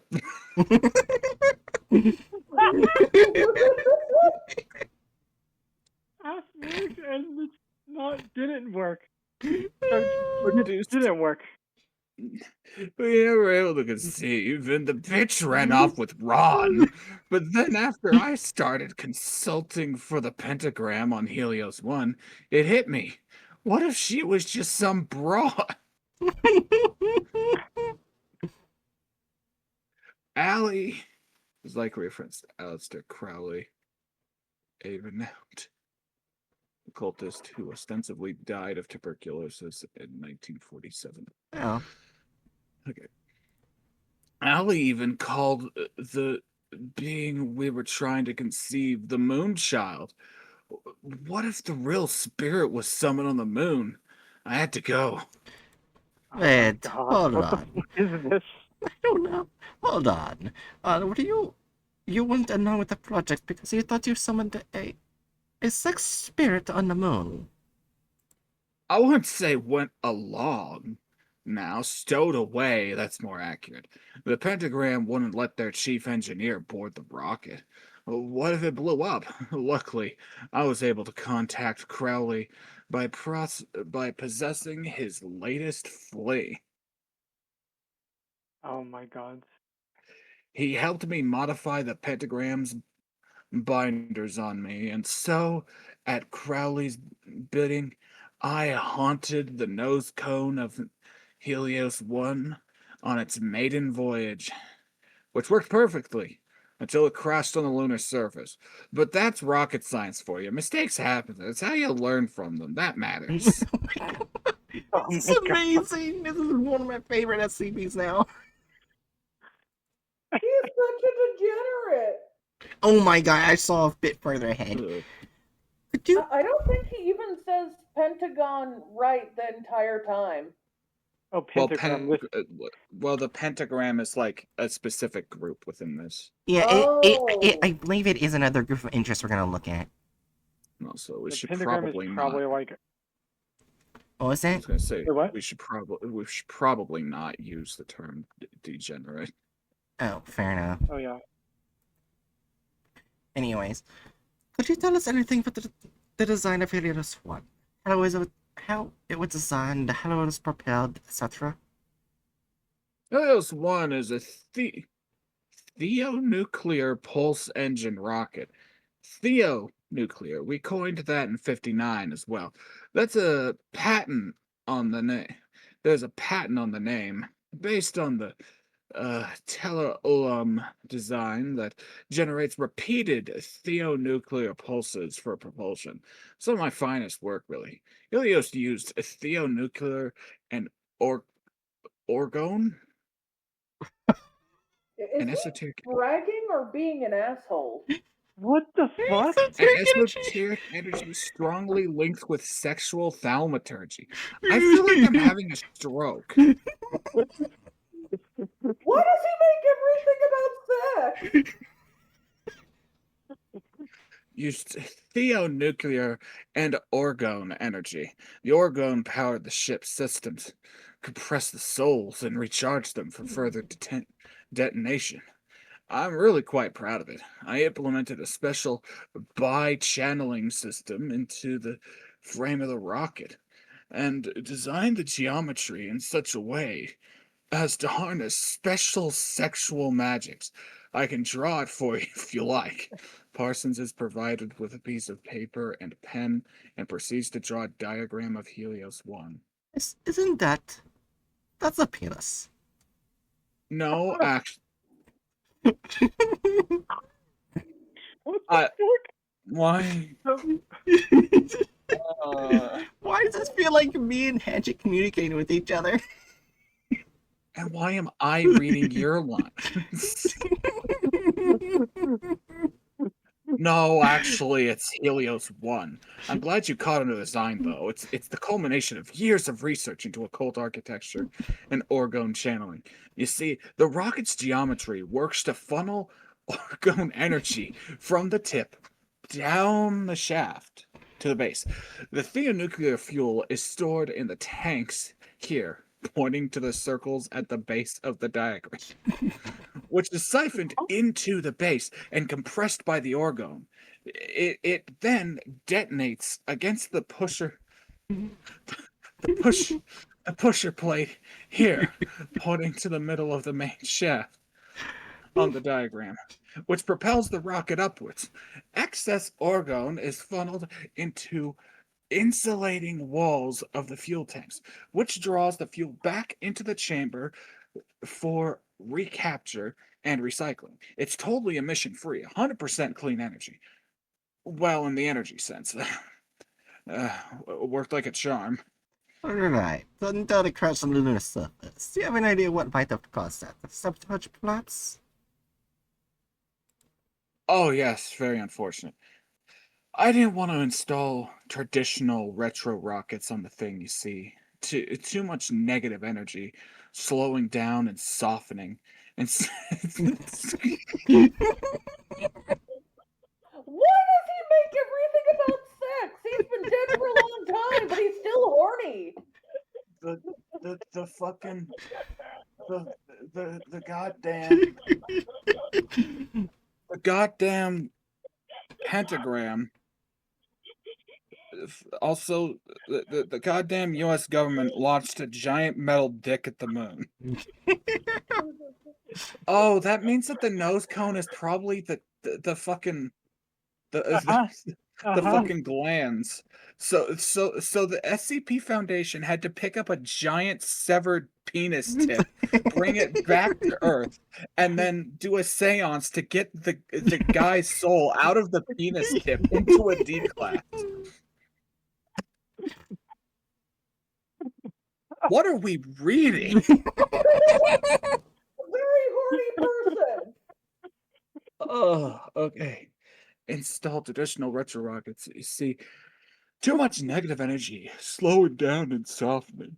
Instead, the rocket was designed to channel orgone energy to reverse the polarity of the thrusters, but the crew just could not get enough of the crew just could not get enough of a rhythm going to ensure proper sexual flow. Do they have to masturbate to get it to move?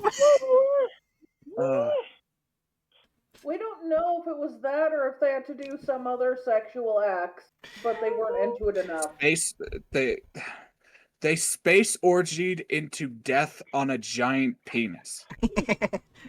Writing. Wait, how would that affect the sexual flow affect the death? So instead of turning around and slowing to a halt on the lunar surface, we crashed. Explosive decompression. They weren't wearing spacesuits. Damn things would have done a number on the sexual kundalini flow for their chi- flow through their chakras. So they probably were having an orgy. Uh-huh. They were naked in space having an orgy, but they didn't orgy right. Yeah. They didn't orgy. They didn't orgy right is a fucking wild statement to hear. Is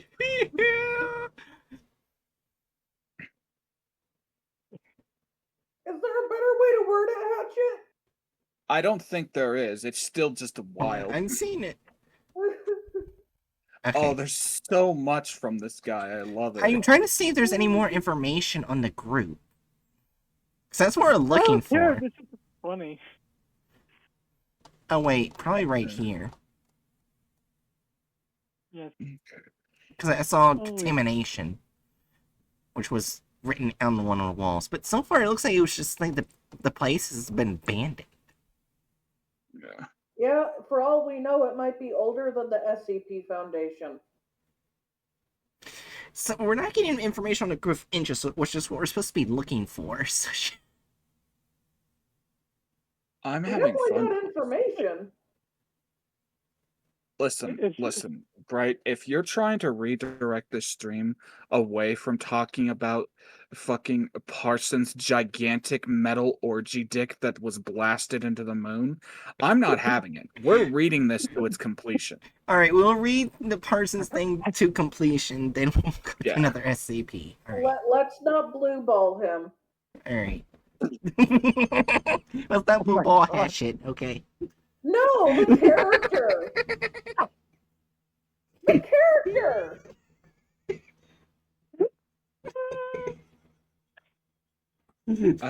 I hereby move that we launch Bright into the moon Fuck you. on a phallic rocket. Okay. Oh my god. You know, Okay. probably gain similar results. We can put her in a cat. Or a chicken. Oh my god. Bright, we're feeding you to the chickens. Oh my god. Okay. Parsons. Can you tell me something? What do you think the most glorious trait of the human soul is? I don't know. Our spirit? Everything! Our indomitable will, our thirst for knowledge, our perseverance, our courage, our ability to push ourselves to the limit and conquer all of God's creation. Our insatiable curiosity, insatiable lust.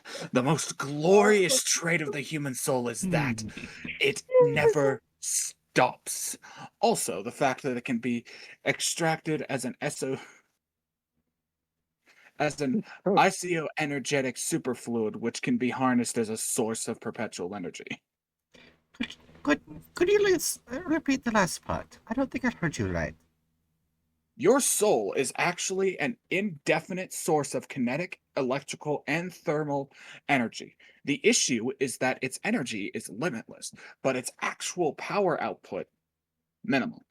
But we got past that. We figured out how to make it undergo radiation free nuclear fission, with the bonus that once the soul detonates, wait. Once the soul detonates, it resettles into a non detonated superfluid, as I said. Perseverance. And as I also said, whilst engaging in sexual congress with one Mysis Alexis Santania in in the back of an Oldsmobile in 59. That perseverance makes it the perfect fuel source for a nuclear pulse engine. Really, there was only one thing wrong with it. Right, sexual congress aside. But you're dead by then. Sorry, more importantly, what was wrong with... I was, but Miss Santana was not. But back to the What the fuck? But back to matter at hand. The only problem is that you need a lot of souls, fresh ones too. You can't just go to any old graveyard and dig up some bodies. Souls don't stick around bodies that long, at least not ones that died happy. Oh my Oh god. God. On acquiring souls. We were somewhere on the edge of New Ekota. Ekota? New Ekota when the drugs began to take hold. Oh no. No, Lakota. Oh no. George. Gia. What is Trail of Tear studs, so what does that have to do with? No. Oh No. no. No. Dr. Delvin, I sense a worldly spirit in you. If you were looking for spirits with oh gods. Oh gods! Oh With unfinished no! with No. unfinished business in these United States. Spirits who died in pain or seek revenge for their families. Who would you look for? Native Americans. Bingo! At my gods, what the fuck is SCP? What the fuck? They Okay. I harvested. feel as Devin, you should sound way more upset, like disappointed something. Oh my Yeah. gosh. Yeah. Delvin. I Yeah, it has just Delvin, yeah. I just they har I mean, I guess I can't really think of a more quintessentially American thing to do other than Uh-huh. harvest the resenting the resentment and anger from the people we slaughtered to launch a flying dick into the moon. Yeah. This is the most American SCP ever It created. is, and I hate it, and I love it, and I hate it, and I love it. Anyways, let's keep going. Okay. Bingo. All that pent up rage and hatred makes for a hell of a turbocharge. Me and some of the boys from the lab went on a road trip in 59, all across the southern US. We were ghost hunting, following the trail Oh of tears no. Oh across the God. country. And I dare say, it was the time of my afterlife, stopping off in a small town Americana, smoking enough weed to fill a garden, flirting with the local ladies, bringing them to the closest cemetery, and doing quite a bit of What the frick? desecrating. Okay, I gotta reread this without stopping. Smoking enough weed to fill a garden, flirting with the local ladies, and bringing them to the closest cemetery and doing quite a bit of desecrating, if you catch my drift. Then vacuuming up the spirits that emerged. It was a blast and a half. Oh my gosh. Mr. Parsons, Jack, I must say that I must find these actions rather reprehensible. What? Shagging in a boneyard?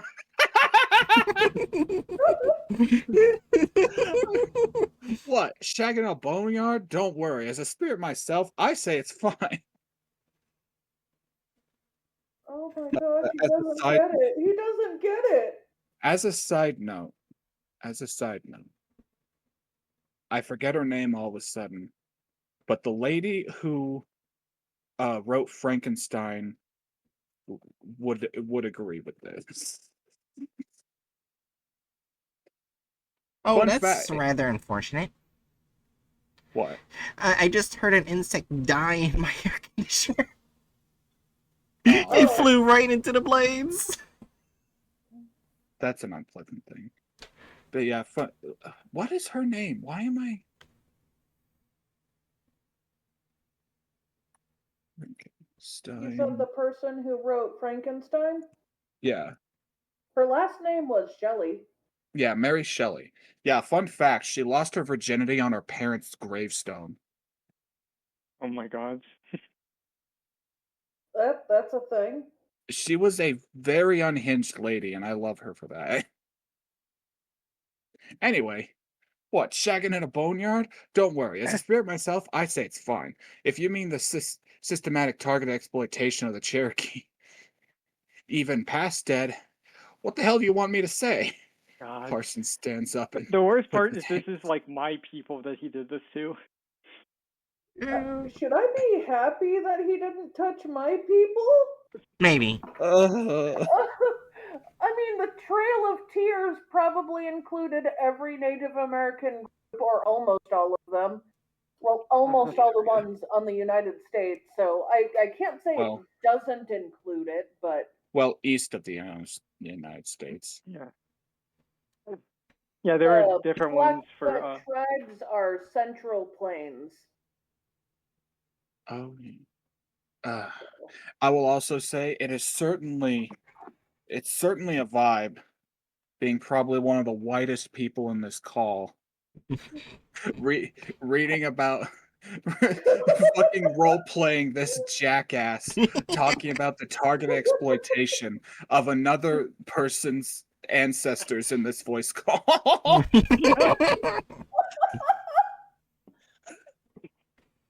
This is definitely a vibe. Not a good one, but it's a vibe. Oh my god. This is easily one of the best SCPs we've ever read through. Okay. Hey, it's a better vibe than the one guy in college who confidently said, "Aren't the Blackfoot a part of the Cherokee Nation?" Oh Oh God. my god. Oh, Oh god. I've been shot. You're better than him. You're way better. What, you were shot in the ear? I'm sorry. No, I was. Wait, What? what? Shot by his What? stupid? Yeah, I was shot by a referencing. stupid- I was referencing Don't Being Shot. Oh, He wasn't even shot, really. is He was just grazed. shot at. The fucking retired fireman behind him is the one that got shot. Yeah. Yeah. Trump, like, it's not even known if it was, he was, honestly, I don't think he was actually injured because a No. bunch of analysts, a bunch of experts have literally said if it had gotten too close to his face, like he said it was like close enough to touch him, it would have done more damage than just like a cut. Yeah, a little Yeah. Fair enough. great. Also, yeah, if it had like actually hit his ear, like like his ear would like be The caliber was strong enough that it would have just blasted his ear off, basically. yeah. Gotcha. I Anyway, don't know what caliber grazed my dad's arm, but I know he was grazed on the arm by a bullet once, and that never exactly looked clean. It wasn't like Gotcha. a tiny cut. It was like this like bumpy hole. Yeah. anyways, either back way, to the SCP. either way, as a side note, remember that anytime you see some like batshit religious conservative saying that they know that Trump is heralded by God because God saved him from the bullet. Just remember, every time they say that, they're also inadvertently saying that God aimed that bullet into the into the chest of a firefighter behind him. Oh God. Anyway, target exploitation of the Cherokee, even past death. What the hell do you want me to say? Parsons stands up and puts his hands on the seance table. Anything to stop the relentless march of communism. The upper brass said. I said, surely, there must be a better way. We could just kill a few million mice or something. Haven't these people suffered enough? But you know, the military, what the military wants, the military gets. I figured I might as well enjoy myself, okay? You think I would even fight them? You think I could even fight them? I'm as much a victim as the Oh my Cherokee. god. Oh my God. Dude. Okay, go ahead, Brian. I I can apologize. feel your urge to strangle this imaginary character. Same. I feel the urge to strangle myself playing this imaginary character. You're not him. Kinky. Anyways. Oh my What? god. Oh Okay. god, that actually works with this guy. Don't say that. Also, but just because he said, where the Anyways. fuck is it? There we go. I apologize, Jack. I didn't mean to insulate your brain. How did you vacuum up the spirits? Trade secret. The Gias, the Gias? GEAs? The GAs, those bastards, put on me. Bleh. The GAs those bastards put on me got stale. I gotta look that up. What the fuck is that? Yeah. Or the Gias? Gias? It might be something said with an accent. Mhm. The Oh, Gias. it looks like so it's like a magical command, magical spell kind of thing. Oh, oh, okay. Oh. So Um, it's like a vow or a curse or some shit like that. Yeah. oh, okay. And that's probably what Code Geass refers to, just with an extra S. Yeah. Okay.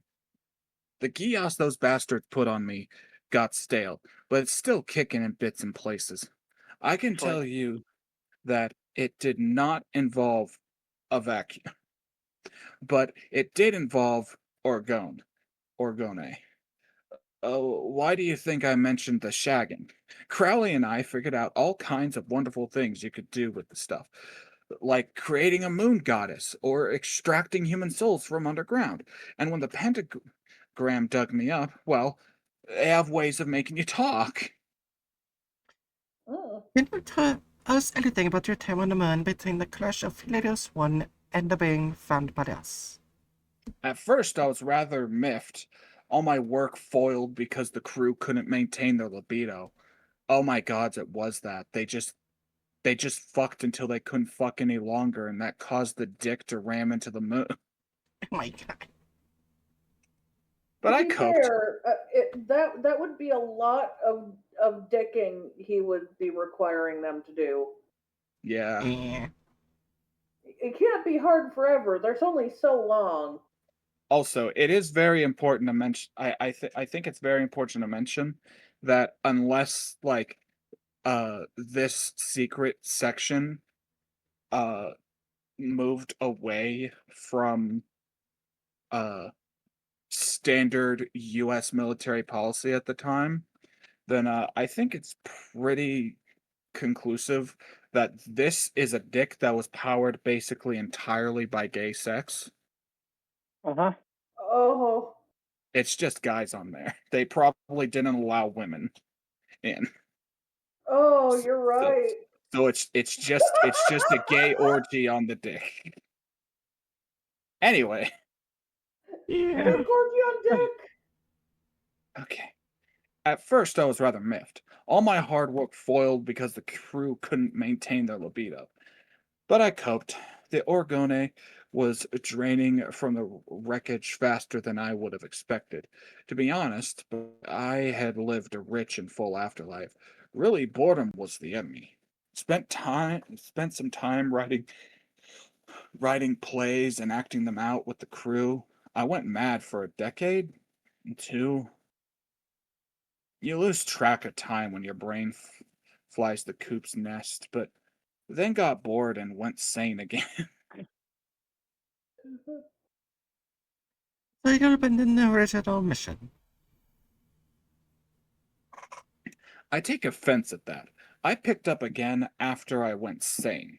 Would you believe that after all that time I was still anchored to the nose cone? Something sometimes I amaze myself. So I went hunting, and I did. In fact, rediscover the structures that we had gone looking for originally. The South Pole Aitken Basin. Parsons stops talking and stares into the distance. Dr. Delvin attempts to regain his attention unsuccessfully for a minute. Jack, are you alright? I went down there. Down the well. I know why I appeared to you. Parsons grabs Dr. Delvin. Okay, I'm grabbing you by the shoulders. I know why I appeared to you. It was a tomb. There was a man down there, a being, a specter, a shade. I don't know. There's a thing down there, and it has been rent into many little pieces, and each of those pieces is locked in a cage. But I saw those pieces, and they saw me. I Security have a feeling he details. does not want to unrent the pieces. Yeah. The security detail steps forward and shoots Parsons with a tranquilizer dart, despite being anchored to D15. The darts have a delayed effect on Parsons. I don't know what happened. It forced its way up, or maybe the moon goddess rejected it, but it was never meant to be seen. We weren't the first men on the moon, but we should have been the last. At this point, the tranquilizer takes effect. Parson falls unconscious. The seance is terminated. All right. All right. So So Okay, originally, so they went on something that was basically what that old group or had made. Yeah, so the group of interest were trying to ascertain information about were the first ones on the moon actually, and they made structures inside the hollow moon mhm. and had some guys, something evil, assuming evil, split into pieces and imprisoned there. Yeah. All right. So this is already going to be interesting. By the order of the Overseas Council, entry into 3790 is forbidden. Hmm. Fair enough. Description: 3790 is a structure located beneath the abandoned Port Superior Canning Company warehouse in London, United Kingdom. The only access to the space is down a narrow stairwell that ends in a short black door. The door is free of identifying markings, save for a small metal placard just above the door handle that reads SB Foundation Department of Abnormalities. The remainder of this file has been locked by the O5 order. Lock overwritten. The interior of 3790 consists of several descending levels, which each consisting of a hallway containing 4 doors, 2 per side, and a graded freight elevator at the far end of the corridor, leading to the lower levels. While there is evidence of prior human activity within 3790, the structure appears to have been abandoned for a considerable amount of time. Each of the doors is a solid, heavy metal door with a sliding panel covering a small glass viewport into the dimly lit chamber beyond. The doors, some of which are rusted but otherwise undamaged, have some point in the past had their handles and unlocking mechanisms removed, and have been welded shut. The only distinguishing marks on these doors are small metal placards located just beneath the sliding panel. These placards usually bear what is believed to be the designation for the contents of the chamber, though in some cases the placards have been removed or are damaged. A cupboard holding a legal pad hangs on the back of the main access door. Several pages appear to have been torn away from the pad. The frontmost intact piece of paper contains a list of names and a short note, and the remainder of the pages are irrelevant. I think it's about time. We need to lock down the other sites before I go. Take care. 1 locked, 2 locked, 3 locked, 4 locked, 5 locked, 6 locked, V unlocked. God damn it, 7 unlocked. 8 unlocked. 8 unlocked, 9 unlocked, 10 unlocked. 9 locked, 9 is locked. 10 locked. Wait, what does the clicks do? Oh, it goes to an international SCP. That's neutralized. Oh. Okay, so these are SCPs. This one just has to be dead. These might be all the places that group had opened. These might be things connecting to the same like group, but Yep, here's internationally. 4220. Oh my god. The elevator has access to 7 levels of the structure. No records of the Foundation ever having the Department of Abnormalities exist. No information regarding the structure has been documented. Addendum 3790.1 Chamber Contents. The following is a list of rooms on each floor. The text on each door is placard and a visual description of the contents of each chamber if possible. Level 1. Room 1, placard name Vivaldi. Description: chambers empty. Vivaldi. Vivaldi. He's a famous composer. Description: chambers empty aside from a violin propped in a far corner of the room. The bow is broken on the ground in front of it. Oh man. Now That's I'm gonna messed have up. now I'm gonna have Vivaldi's the intro to Vivaldi's Winter stuck in my head for hours. Room 2, placard name, Montezuma's face. Description: Yep, you said it correctly. An ornate wooden chest with gold inlays and a large steel lock sits on a table in the middle of the chamber. A quiet clicking sound like that of a clock is barely audible from within the chamber. Room 3 is just empty, there's no placard name. Alright, room 4, placard name, placard has been damaged and text is unreadable. Chamber is empty, long gashes cover the walls, pieces of bone are visible across the chamber floor. Oh, that's depressing. It looks like I was trying to get out but died. Fun. Level 2, room 1, placard, name Ian. Description: a thin, pale man in a straitjacket wearing a blindfold sits in the corner of the chamber. Room 2, placard name The Crying Boy. Description: a canvas is set up in the room, a sheet is draped over it. Oh, that's a reference to like an actual supposed cursed painting. Ooh. Room 3, placard name The Watchers. Description: 3 vaguely humanoid figures are held in a far corner of the room, looking away from the door. The figures can be seen shifting slightly, but due to lighting conditions within the chamber, no details can be made out. Room 4, no placard. Description: beyond the door appears to be another dark hallway.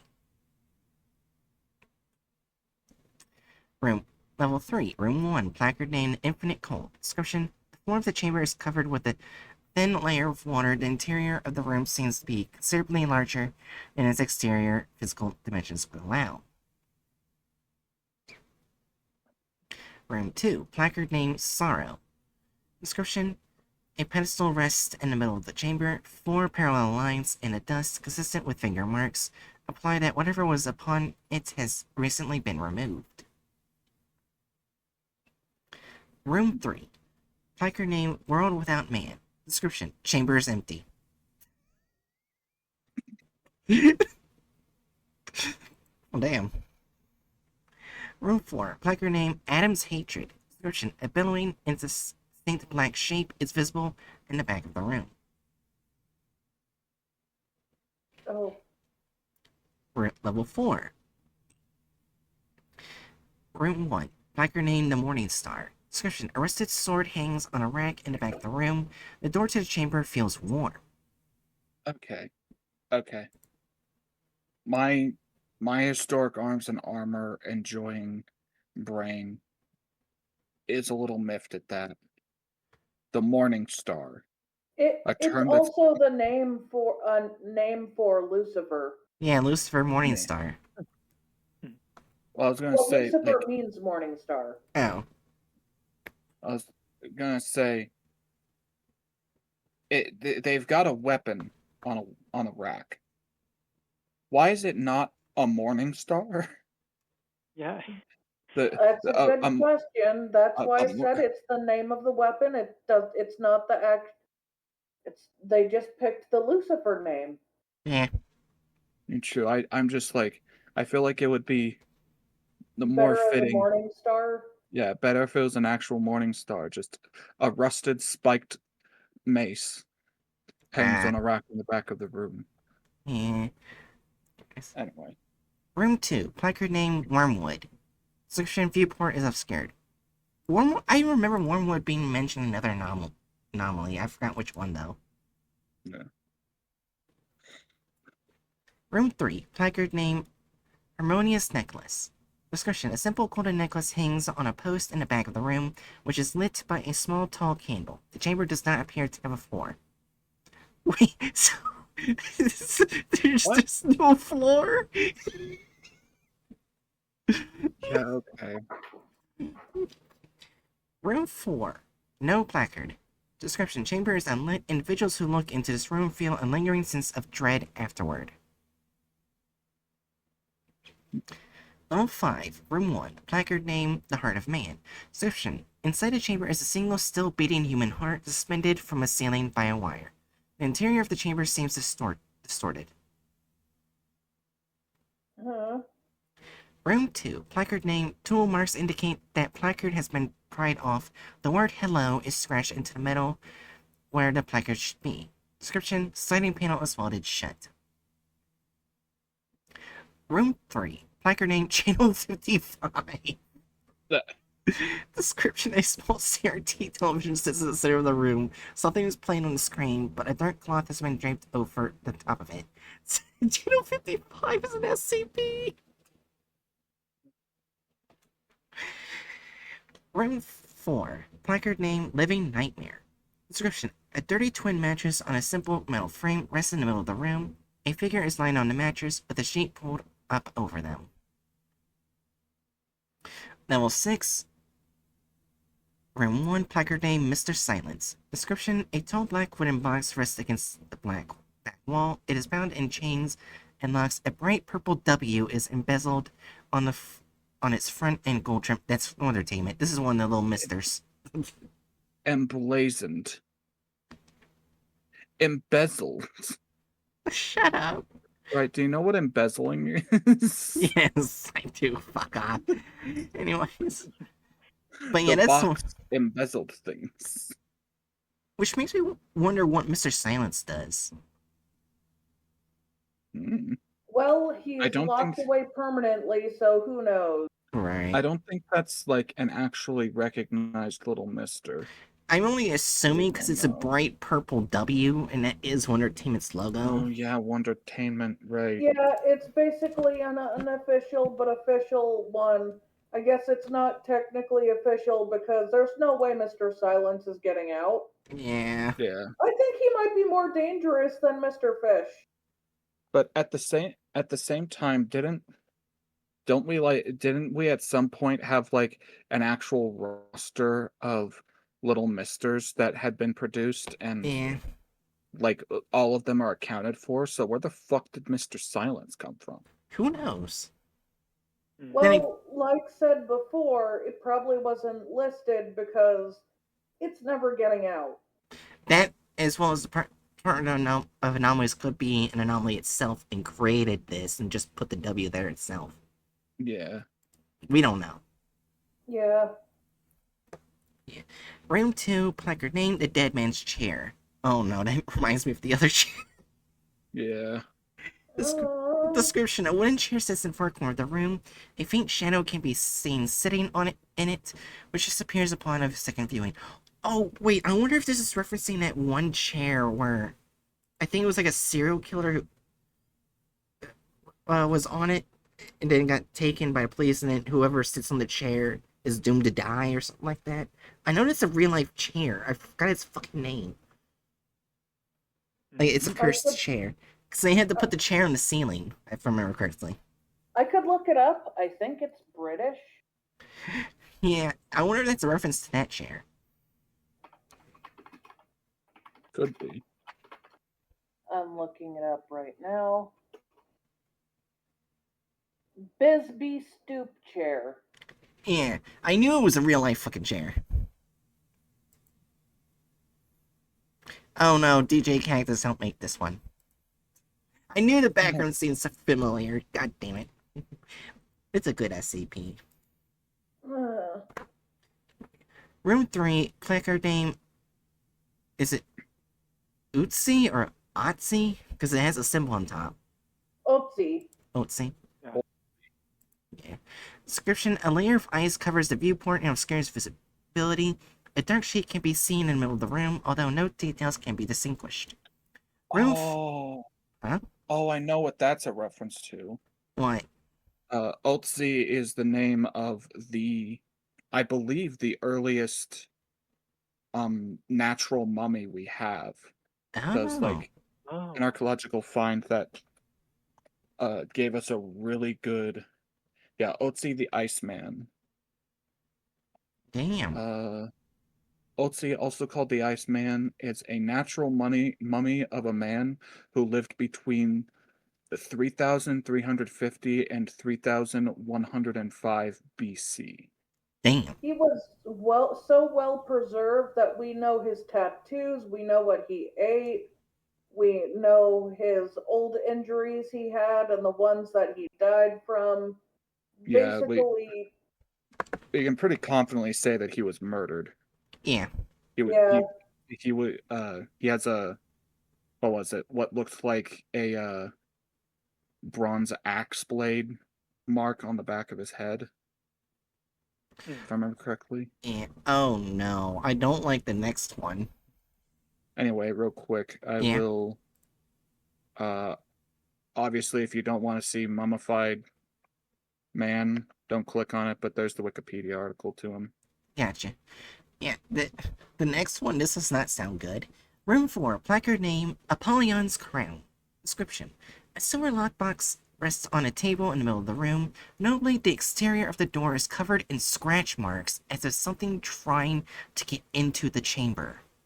oh, Level 7. Although the opening of the 7th level is visible through the graded floor of the elevator, the lift mechanism appears to have been modified and can no longer access that floor. So, basically what we got from this article, the Department of Abnormalities had to leave for some whatever reason.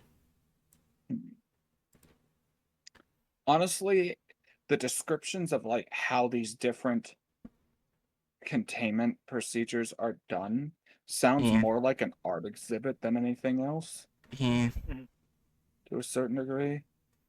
yeah, I think it's like they were contained with never meaning to uncontain them. yeah.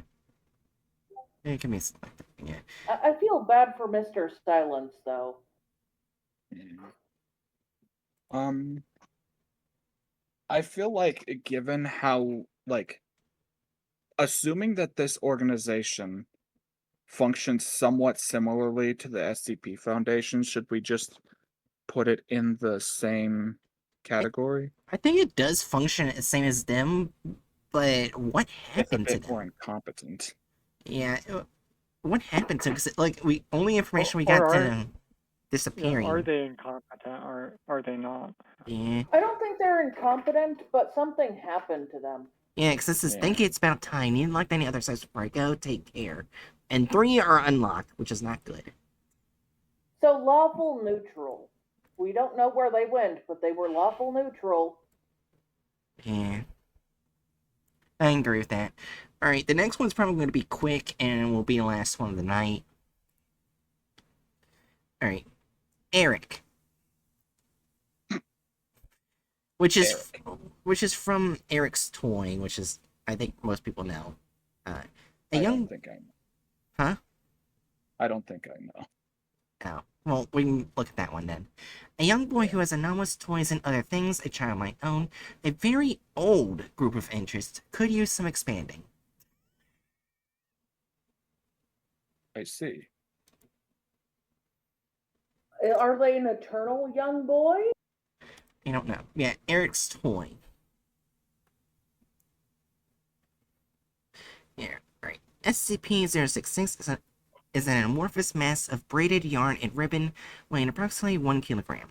Strands of 066 may be taken individually and manipulated. When this is done, a note on a diatonic scale C, D, E, F, G, A, B is produced by the object. When a set of 6 or more notes are produced, 066 will produce a effect of varying nature and duration. 066 will not respond to manipulation, while any effect produced by it is in progress. Prior to instance 066-2, results have included 066 transform into a small calico kitten for 17 minutes. The kitten exhibited significant friendliness and playfulness and appeared to be declawed. Oh. A song lasting 4 minutes, acoustic guitar, with a vocal accompaniment by singer/songwriter redacted. The lyrics warned the listener not to use sharp objects without parental supervision. A small cupcake chocolate with the chocolate frosting, and a lit candle stuck in the top. Notably, the tones produced prior to this effect corresponded to the opening notes of Happy Birthday. 066 became responsive after said cupcake was consumed. Yeah. You see how kind SCP is right now? Just wait till this happens. Incident 066-2 on April 18th, 2008, D066-4437 was instructed to use a pair of scissors to remove a portion of 066 for testing. However, when he began to cut it, 066 rolled 1 meter away from him before stopping and making an unidentified squeaking sound. Before he could be provided with further instruction, D066-4437 attempted to cut it again. 066 rolled away and produced the phrase, "Are you Eric?" In response, after D066-4437 replied in the negative, 066 morphed into its present state and began emitting loud, dissonant, staccato notes until D066-4437 was escorted from the room. As you can see right here. After incident 066-2, 066 began to exhibit behavior highly inconsistent with its previous properties. 066 now displays significant mobility, primarily in the form of being able to move tentacular or portions of itself at very high speed. While 066 is either unable or unwilling to use this ability for transportation, it will occasionally attempt to damage its containment by rubbing its trans against the side of the box, gradually wearing it down. This process appears to be unusually effective for the materials in consideration. Additionally, 066 will automatically produce notes and effects in the presence of any human, regardless of whether that human interacts with 066. This process takes a minimum of 6 seconds. In the aftermath of incident 066-2, effects produced by 066 have included: a single bee was released near containment, stinging D4436 before flying away. The bee was not captured. It is unknown how the bee survived. Beethoven's Second Symphony was played at over 140 decibels, causing permanent deafness in 3 personnel and permanent hearing damage in 8 others. The room containing 066 experienced a sudden and complete absence of light for 5 hours. Personnel in the room reported hearing loud breathing behind their shoulders, although no source was apparent. When it is not producing anomalous effects, 066 will say the name Eric, constantly in a deep masculine voice. So yeah, this SCP just wants to see Eric again. Oh. And as you can see, it was nice and kind until the D-class cut it. Yeah. So it basically panicked and wanted its person. Yeah, we don't know what happened to Eric. Shall we see another SCP, or should we put him with the people group? I'd say let's look at another SCP. Yeah, it's less a group and more like one child who makes toys, and the toys miss him. Alright, here's another SCP. Alright. Description. Found resting on a desk during clearance of the condemned redacted elementary school building in 1990 redacted. SCP-168 is a Hewlett-Packard brand graphing calculator, model number HP-28C. Upon initial inspection, it was discovered that the name Eric was carved into the inside of the removable casing. However, upon imputing a simple equation, 6 divided by 3, and pressing the equal button, the screen of the device went blank for 3 minutes and 34 seconds. After which, the alternate key function engaged displaying the message, "What time is it?" For a log of the conversation with those level 2 security clearance, you should see addendum report E12. Although not altogether mobile, 168 was displayed signs of action when personnel are not present. It also possesses both vision and hearing, although not how these processes work is currently unknown. For more information for addendum report E18, this evidence has led to petitioning to upgrade the object to Yuga class, justifying more secure arrangements for containment.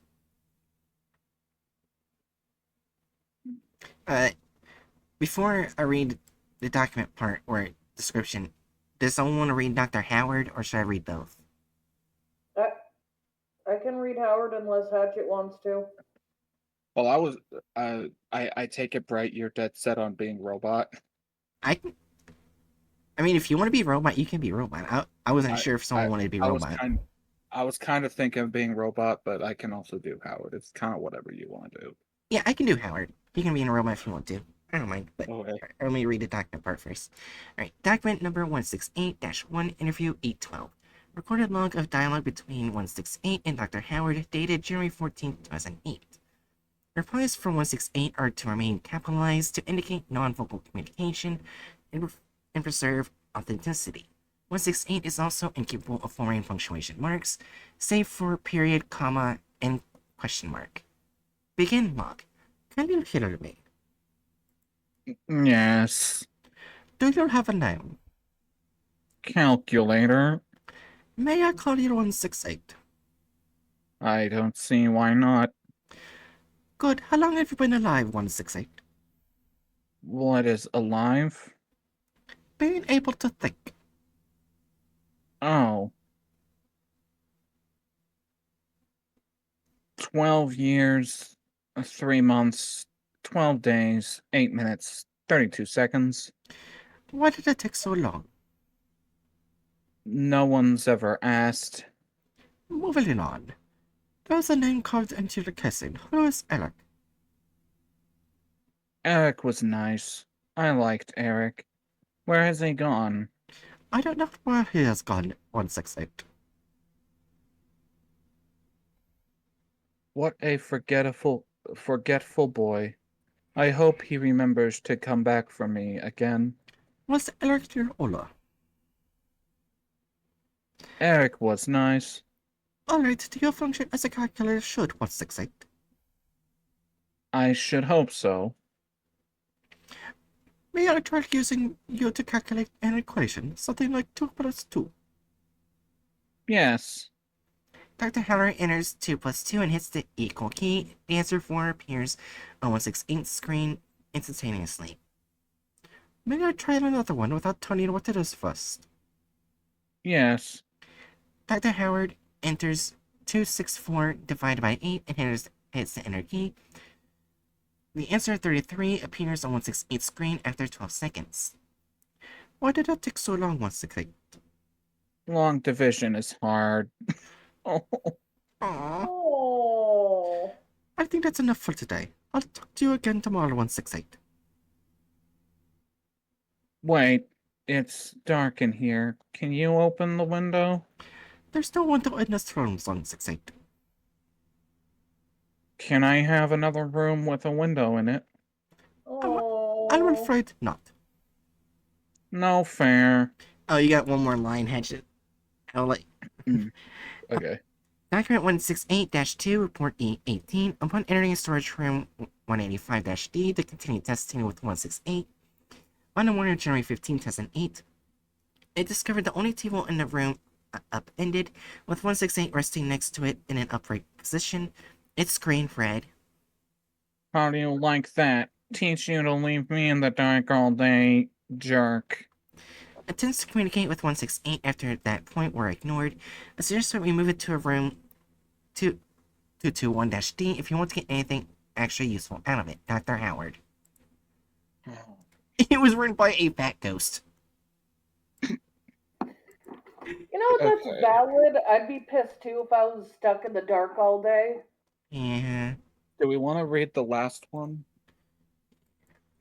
I think it's just anomalies that were abandoned by Eric so far. I want to see who. We don't know if they were abandoned or if Eric's dead. We don't know. Yeah, we just don't know. Should we see what 683 is then? Yeah. Okay. Because there's something in particular I'm looking for that I'll elucidate later. Oh no. It looks like a drawing. Yeah. Description. SCP-683 consists of 2 objects, -1 and -2. When its unique properties are activated, it will produce samples of -3. -1 is a white 1953 Crossley Salvador brand refrigerator showing moderate external wear. Internally, -1 appears clean and well maintained regardless of contents, results of testing procedures or deliberate attempts to soil it. -1's power cord terminates in an unknown plug configuration and has proven incompatible with modern outlets. Foundation Electrical Engineers have constructed an adapter inventory control code 19 alias 683-7, allowing Dash 1 to run via a standard gas-powered home generator, which is used for all testing. When supplied with electrical powers, Dash 1 functions adequately as a refrigerator unit. Dash 1 unusual properties will function with or without electrical power, and when power is provided, instances of Dash 3 produced do not appear to decay or soil as long as they are kept within the unit. Dash 2 is a child's age approximately at between 5 and 7 years, drawing on the standard 8.5 by 11 inch white paper, oriented as a landscape and affixed by unknown means to Dash 1's exterior. Dash 2 appears to have been created with pencil and felt pen, showing evidence of moderate water damage at some point in the past. The drawing depicts a mountainous exterior landscape with an anthropomorphic sun, a house, a well, a dog, various vegetation, and a central figure which appears to be wearing a chef's toque. God damn it!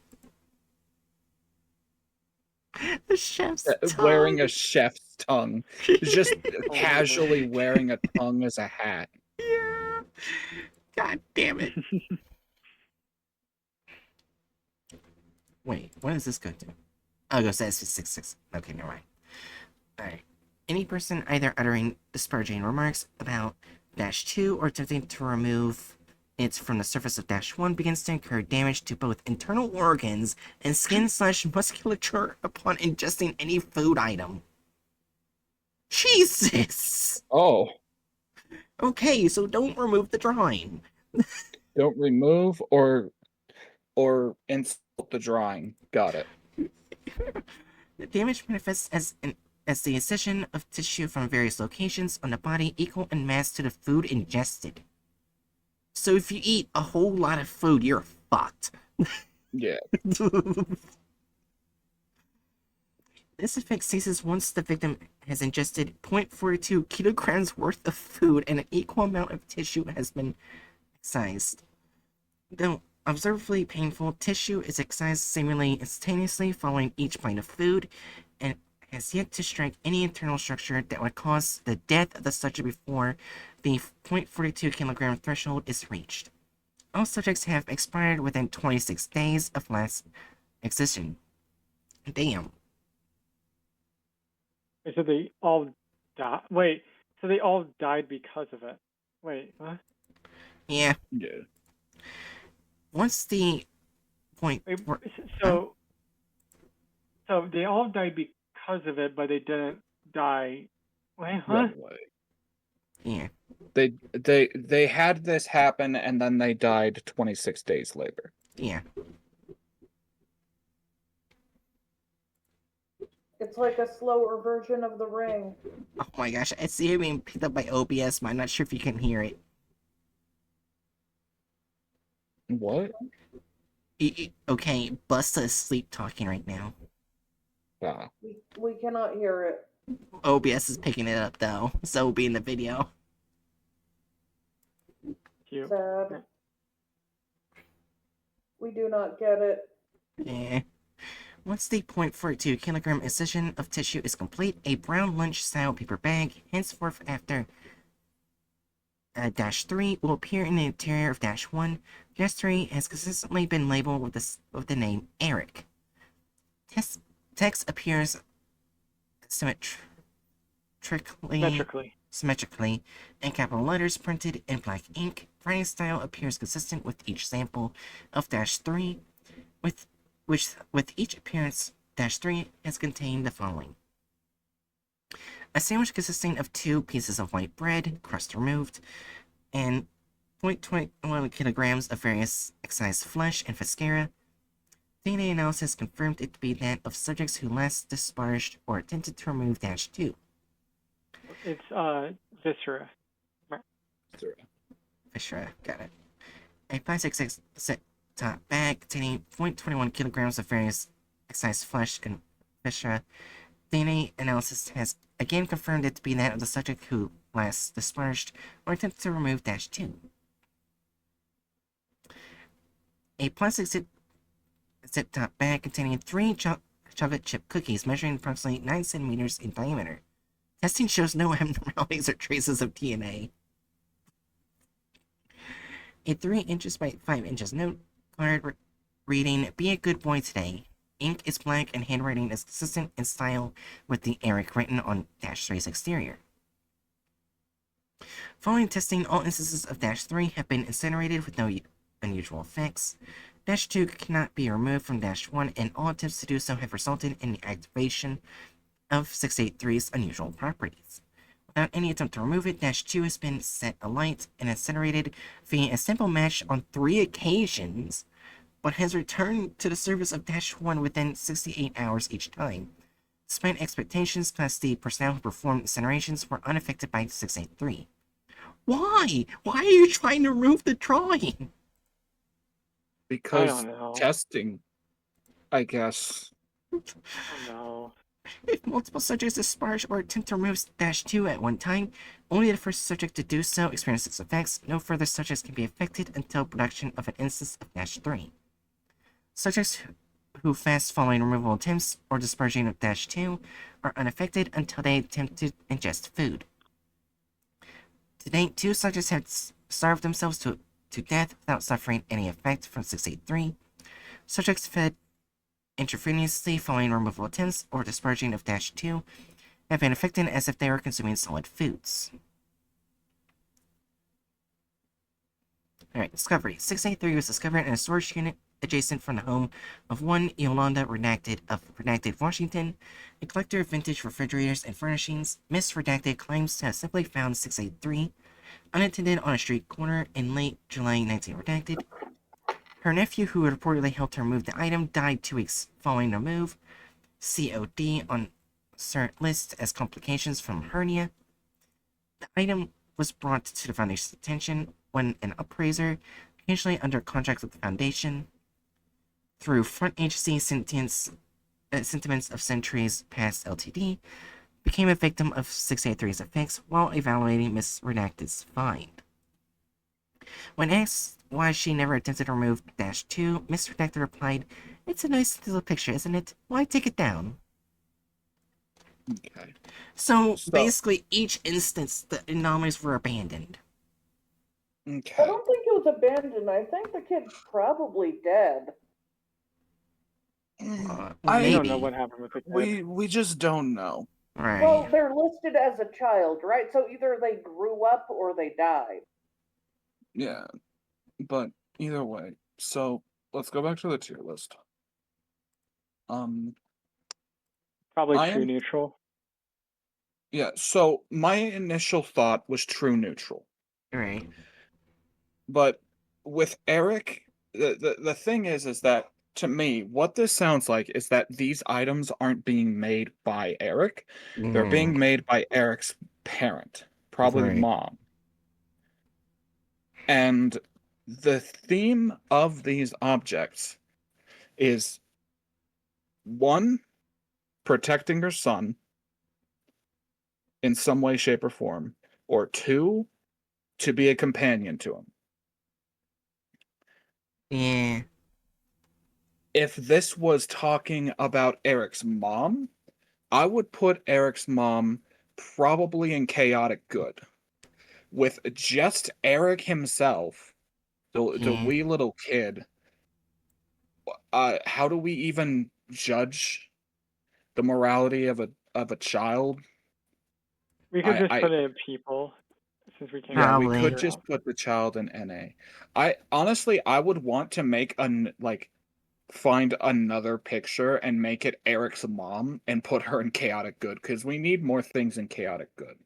My Or we could God. just put Eric into chaotic good in association with his mom or father. It could be a father Sure, that's fine.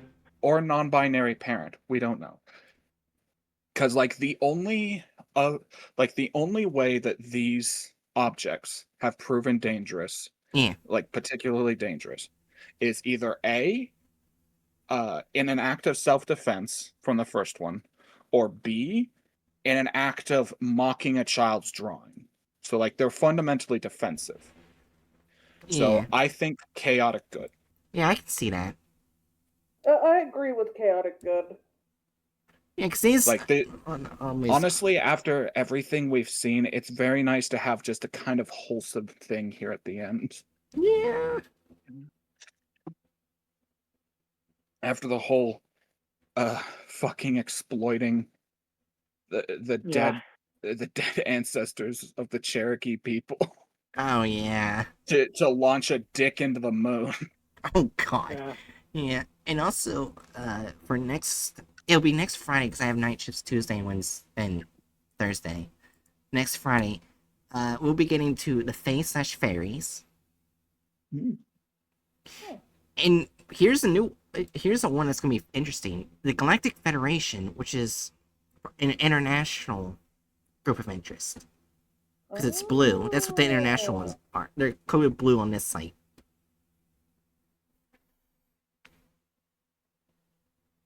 Yeah, and I'm willing to guess that Fae/Fairies, obviously we can dig into them because I'm actually really interested to see how the SCP universe version of fairies works. It'll I, But I probably mean just be in that's people yeah. tier. Yeah, that's gonna be a I- pretty cut and dry people tier, I well, I imagine. am gonna say we're not gonna read the 001 because that was just plain. I'm just gonna say right now, plain genocide at the very end of the Fae/Fairies. I feel like if we're going to if we're going to try to Right, ascertain information about them, right. an action like that is kind of crucial to properly understanding the Yeah, history of the Yeah, group. I guess so. Yeah. they Like were hell to genocided by the Foundation. Yeah, but I yeah. think I might skip some parts of it because there are some that were deeply concerning, to say the least, that goes within the factory. Since the I would like factory. to comment. We literally read one SCP today Yeah. that literally used angry Native American spirits as Yeah. fuel for a dick rocket. Yeah. Mhm. Yeah, uh like as fucked as it may be and uh as Mm-hmm. important as it is to obviously discuss more than just the big Yeah. G side of a group of people, just ignoring said thing happening comes with some serious issues. Alright, I Yeah. guess Yeah, there we you go. need to look into all the sides of an issue, Yeah. Yeah. which Like, includes looking at the big G. Yeah. yeah. Like, ironically enough, the first thing that comes to mind here, like not trying to immediately grab at real world Mm-hmm. groups of people. First thing that comes to my mind because of my Tolkien obsession is the petty dwarves, which is a group of dwarves in the First Age that don't pop up very frequently, and when they do, it's in a very bad light within the histories of Middle Earth. But simultaneously, we understand that Tolkien was writing these histories to be histories, i.e., they have biases. And some of those biases include uh, basically just treating the petty dwarves as an afterthought or hand waving away the fact that it's basically confirmed that the earliest interactions between the petty dwarves and the elves was the elves hunting them for sport, not realizing that they were incarnate beings, and petty dwarves themselves discussing a pretty clear act of racial discrimination Yeah. in why they have enmity towards the elves. Yeah. Oh yeah. I also double checked the thumbnails that I made so far for the groups of interest. Yes, Pentagram is a group of interest we're looking, but I also see another group of interest that is not gonna go into people tier. It's going to go at the very bottom. It is the Scarlet King. We're not Oh, gonna. well, yeah. You're going straight down there. Well, I mean, yeah. The use of people tier is like either things that can't be Classified reasonably enough. categorized or like entire uh people groups. The Yeah. Yeah. Scarlet King Also, isn't an entire people group. He's just him, and he's an awful also people. after reading about that motherfucking Yeah. what was it called? What were they called? Saturn Deer. That's also a group of interest. No, I mean the other one, Oh. the one you had just mentioned before, the Scarlet. Oh, Pentagram. Yeah, they're definitely gonna be like probably like lawful or neutral evil. I mean, Possibly even yeah. actually Yeah. possibly even chaotic. Actually, no, probably chaotic. I would probably, like, just based on what we have thus far, it would Uh-huh. probably go right alongside, like, any other governmental organization Yeah. turned into this sort of thing, and in this case, it's, like, specifically a part of the United States Mhm. Department of uh, Defense, quote unquote. Yeah. So, like, I'm pretty confident it's gonna go in lawful evil with the rest of those sorts of organizations. Yeah. I'm now gonna play in a stream ending scene. You guys talk, but I have to go to the bathroom.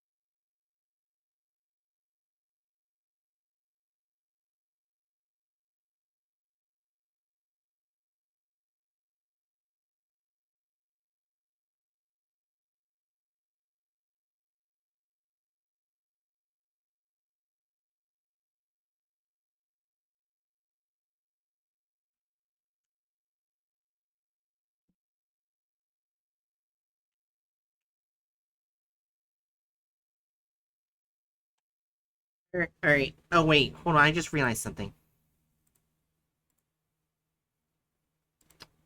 Whatever you were saying, they couldn't hear you because it was still set to my headphones on ending soon screen. Oh. Oh, come on. I was rambling about nuance in uh Tolkien's lore. Damn, they didn't even get to hear it. Well, Uh, anyway, the gist of it is uh anyone who tries to say that Tolkien's stuff is black and white, good and evil, is just wildly inaccurate to the actual content of these stories, because Tolkien creates a murdering, child-eating slinker of a character and encourages the reader to pity them rather than to treat them with scorn and hatred in the character of Gollum. And, like, even, like, making it more broader, more broader. But like making it broader, the lens of pity can easily be applied to basically every notable evil force within the Lord of the Rings lore, except for maybe Morgoth. And even then, Morgoth's basically a victim of himself. Like Sauron, he was seduced by, like, he had very admirable and good intentions at some point in his beginning, but he was taken and twisted by Morgoth's intentions. The orcs, basically in every, like, more seriously considered uh interpretation of their coming to being, and the most widely accepted being that they are originally elves, were taken and mutilated and tortured and twisted by Morgoth into what they are now. They are victims as well.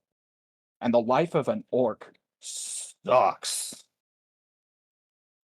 Like it's very frustrating as someone who's gotten really into Tolkien, and even like a pretty notable bit of my personal moral and political philosophy is inspired from Tolkien's writings.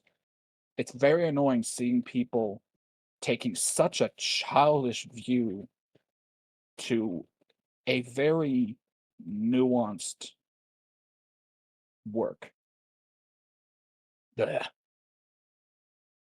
Anyway, Yeah, Attorney, have any last words for stream?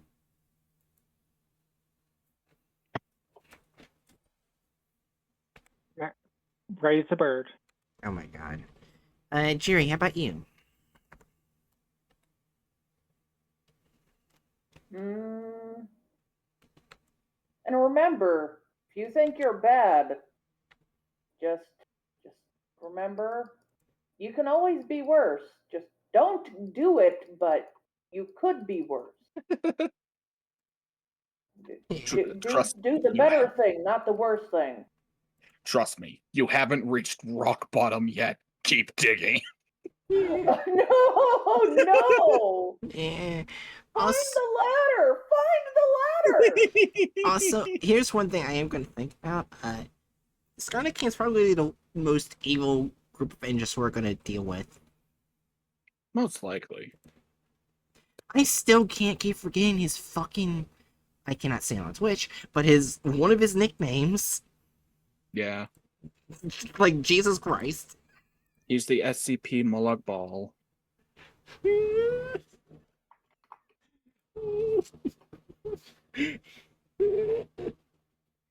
Yeah. Anyways, Hatchet, you do your last words. Um. Uh. Seek nuance in all things. Is my last words. Yeah. All right. Oh shoot! I mean to enter that quickly, but anyways, Danger Noodles. I hope you enjoy. Danger Noodles, I should say. I gotta get used to saying that. I hope you guys enjoyed. See you guys next time for next mission. Next Monday we'll be doing the content farms. I'm pretty sure everyone here is enjoyed by that. Right? Just call them danger noodles. Don't use danger noodles. You don't have to. It was voted on by the community. Did you have danger noodles as the other thing? Yeah, I had Danger Noodles and Danger Noodles. My community voted for Danger Noodles to be called from now on, so it's Danger Noodles now. Oh my god. So yes. Anyways, so yeah, next Monday. Hey, who voted on it? Bookworm and some other people. They didn't talk in chat. They didn't talk in chat. There was other people that voted, but anyways, I'm pretty sure you guys will be super excited for the content farms next Monday. Tomorrow I'll be doing. Tomorrow on Saturday I'll be doing Dead Space, and Sunday because we're doing the content farms. Oh, delete this. We're doing the content farms. Monday I'll be doing. Sunday we'll be doing the horror Pixelmon streams. I'll be doing try and do that every Monday, where there's horror mods mixed with Pixelmon. Ain't that fun? But yeah, I hope you guys will see me then. Gotta type this fucking in again because I actually hit enter. But yeah, anyways, I hope you enjoyed the stream and see you guys later. Danger Nattles. And Donut Congolingus.